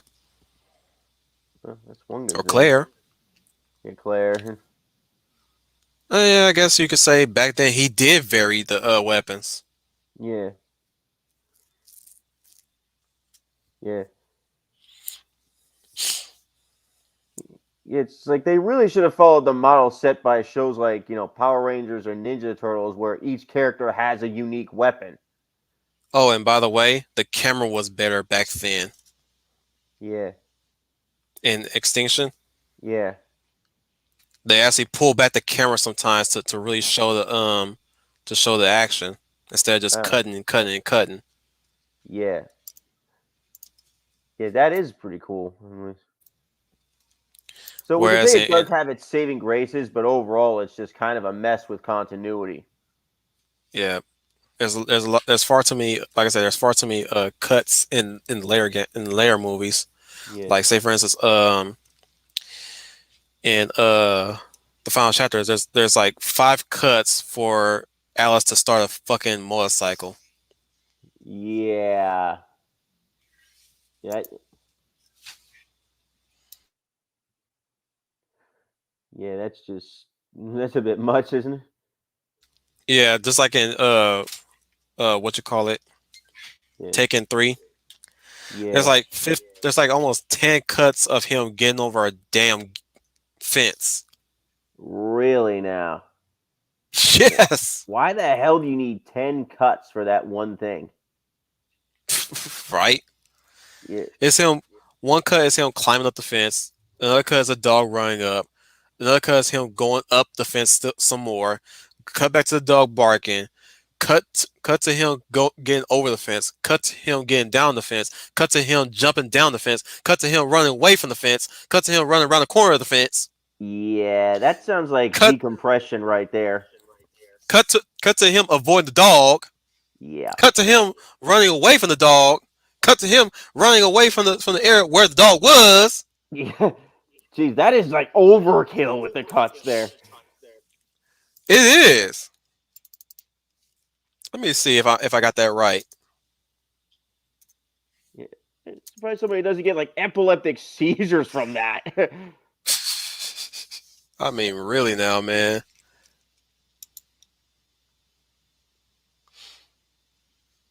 It's like, bro, you only need like maybe half of that, just to Yeah, hang on. It's only 7 seconds, and it's like you can already count like 8 cuts in Really 7 now? seconds. Yeah. That's more cuts than seconds. Jeez. Hang on, let me show it to you right now. Yeah. Here it is. And that's just him getting over one fence. Let me see. Oh, this I gotta see. Yeah, this YouTube won't spam me with it. Yeah, that's way too many cuts. Half of them are close up Yeah. and back away shots. I'm like, you needed that many cuts. I'm glad that Razatron had demonstrated he had demonstrated a better editing skills by removing several of the cuts. And it flows way more better. It's awkward still. It's still kind of awkward, but like he manages to make it flow better and make it more readable. Yeah. Yeah, when you have too many cuts like that in such a short time, it just can make you dizzy and make the scene harder to follow. One of the comments says, it's so dense, every single image has so many things going on. Yeah, a little too much. In fact, there was no reason for a dog to be there. Nah, they could literally just have him jump the fence in like 3 cuts and that'd be it. Like, you didn't even need to establish that there's a dog in one of the yards. Yeah. You even got comments from YMS and Chris Stuckman. Uh-huh. Old comments, by the way. Yeah. This is an old video too, so. Well, Taken was like Taken 3 was like, what was it? What year was it? Somewhere around 2017? No, Yeah. 2014. Yeah. Because this was uploaded around January 24th, 2015. So Yeah. somewhere around I like this comment here. Just in case you didn't get it in the first 13 to 14 shots. right. He gets over a fence. Somebody said needs more cuts. 10 out of 10 would cut again. The fence may as well be barbed wire because damn, that's a lot of cuts.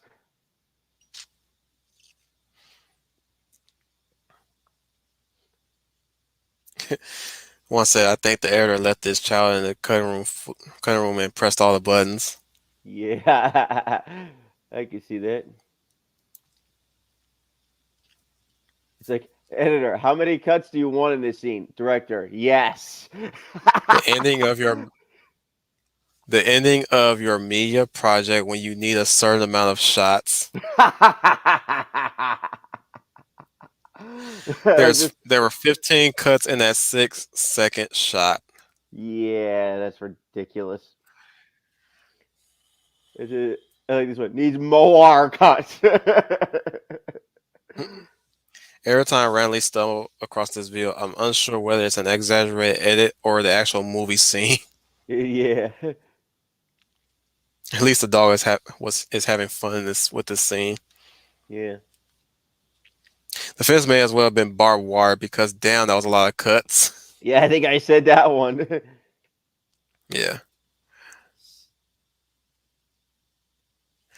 Liam Neeson is so amazing that he needs 10 men filming him at all times. Yeah. the highlight. I have no joke to make about this that isn't better than what's already been said. It's so true. It's like watching a YouTube vlog. Yeah. And what's funny, when I first watched Tekken 3, Yeah. I never noticed that until I watched Razatron's review of it. Yeah. I was like, oh shit. I did not notice that he. Wow. Okay, yeah, definitely. I can see that now. That's terrible. I'm so glad I didn't own this. I don't own any of the Tekken movies. Really now? Mm-mm. Yeah. Not even the first one. Yeah, me either.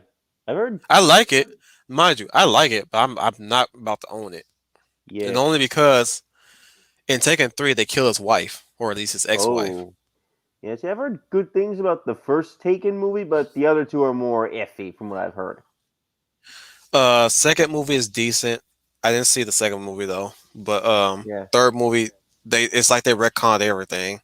They retconned the husband. Yeah. Like he's a totally different character in the third movie. Yeah, I hate when films do that. It's like as soon as I watched that, I was like, that's the new husband? That don't look like the new husband. That's a different person. Mm-hmm. Did she just divorce that guy and marry a new dude? You might as well remarry Liam Neeson. At least your family be safe again. Yep. Yeah. I mean, hell, there's a scene where she meets up and talk to him, Yeah. and then next thing you know, she's dead and he's framed for it. So they basically just copy The Fugitive. Yeah. And Forrest Whitaker happens to be in it. You know what's something else that shows up in a lot of these films now? The shaky cam. Not anymore. That's been over and done with. Yeah. Remember, it used to be a big thing for a while. Yeah, I was in like around the double digits. Yeah. But now that we're in the new 20s, Yeah. as I like to call them, that's gone because John Wick and movies like The Raid have pretty much brought back the regular way of how we shoot action. Yeah, it doesn't keep everything in focus as opposed to just bouncing the damn camera around all the time. Yeah.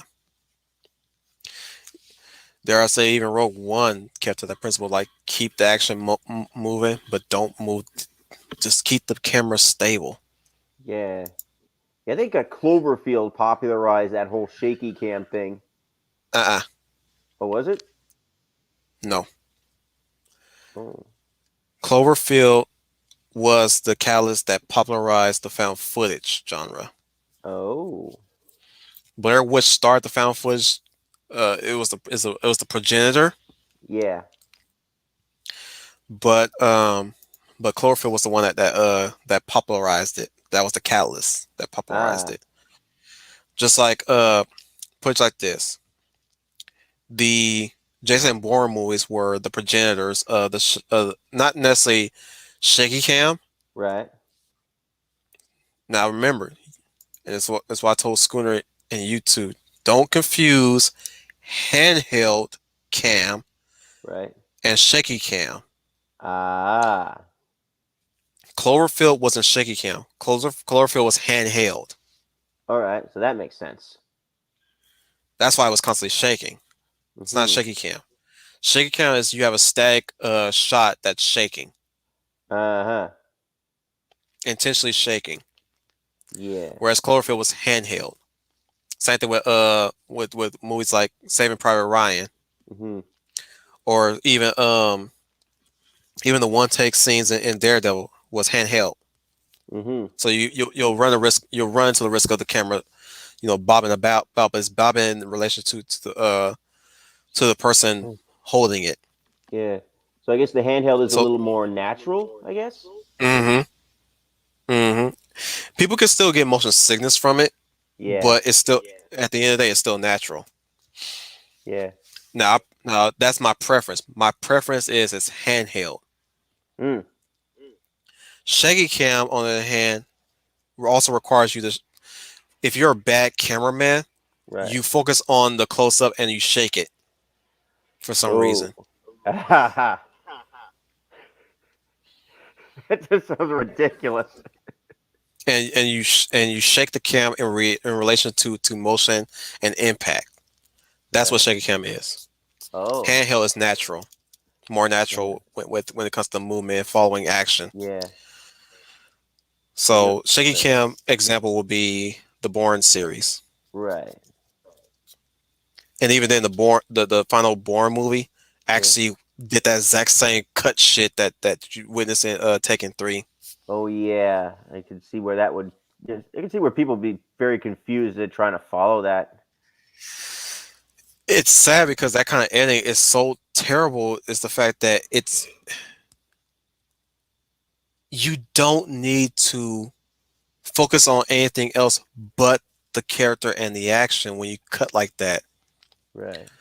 I'll give you one example in Jason Bourne, the third movie. Yeah. Or the fourth movie. It was the fourth movie. Right.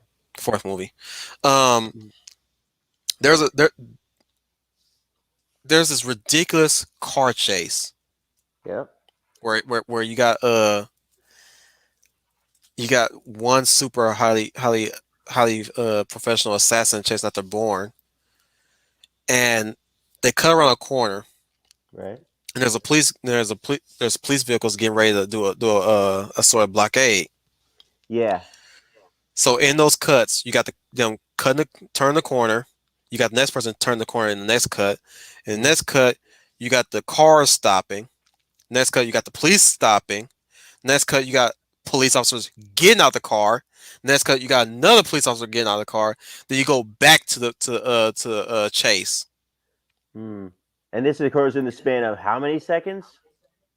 At least about 10 to 5 seconds. Ooh. 5 to 10 seconds. Yeah. All in one. That's happening. Yeah, I could see where that could run into some problems. In one location, a corner. Yeah. Like, why do you need that many cuts for such a small location? It's like they're afraid of losing footage. And they just want to use all of it. Literally, you would only need like one shot to see a bunch of cop cars rolling up, and that'd be it. You don't need those scenes, though. Well, there you go. All you need is the chase. Yeah. Just like going back to the fence scene. You don't need to see the dog. Right. There was no need for a dog to be there. Nope. It's just him running from the cops. Yeah. It seems like they're just afraid of like not having enough, but they overcompensate. Put it like this. If you wanted to cut, do that many cuts, you could have cut to the police coming after him, close, like gang up on him. Yeah, we're like busting through various objects just to try to get at him. Just to emphasize the desperation he's trying to get over a fence. Right. And 3 of those cuts, he could have just cut to the police trying to get over the fence, him getting over the fence, them getting across the fence, him getting across the fence, them dropping down on the fence. Probably don't need that one, but him just dropping to the ground, right. And you can see them in the background getting down, and they're still trying to get to the next fence to get to him. Right. And that's all you really needed. But that was fun talking, everybody. Yep. You know, with that, we're at 3 hours. We might as well start wrapping it up. Yep.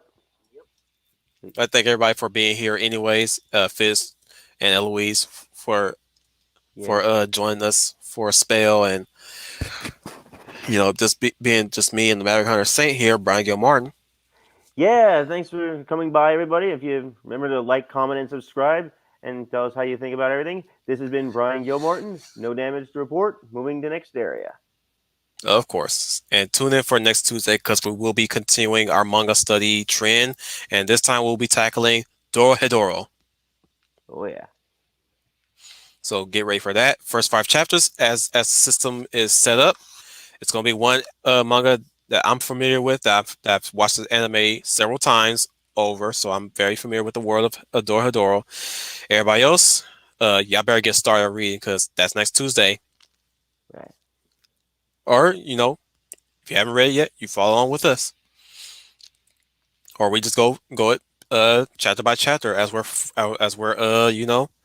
fresh into it. Who knows? We like to change it up here and there. We like to change it up. Like to keep things fresh around here. Anyways, this has been your Wolf Commander, your werewolf. I'm losing my voice. I'm getting tired, but I still got energy to say this. You are the UN Spacey. Welcome to the Wolf Fleet. Oh, never mind. I'll handle it. Thank you, Wingman. No problem. And final message is... You just gotta go out there.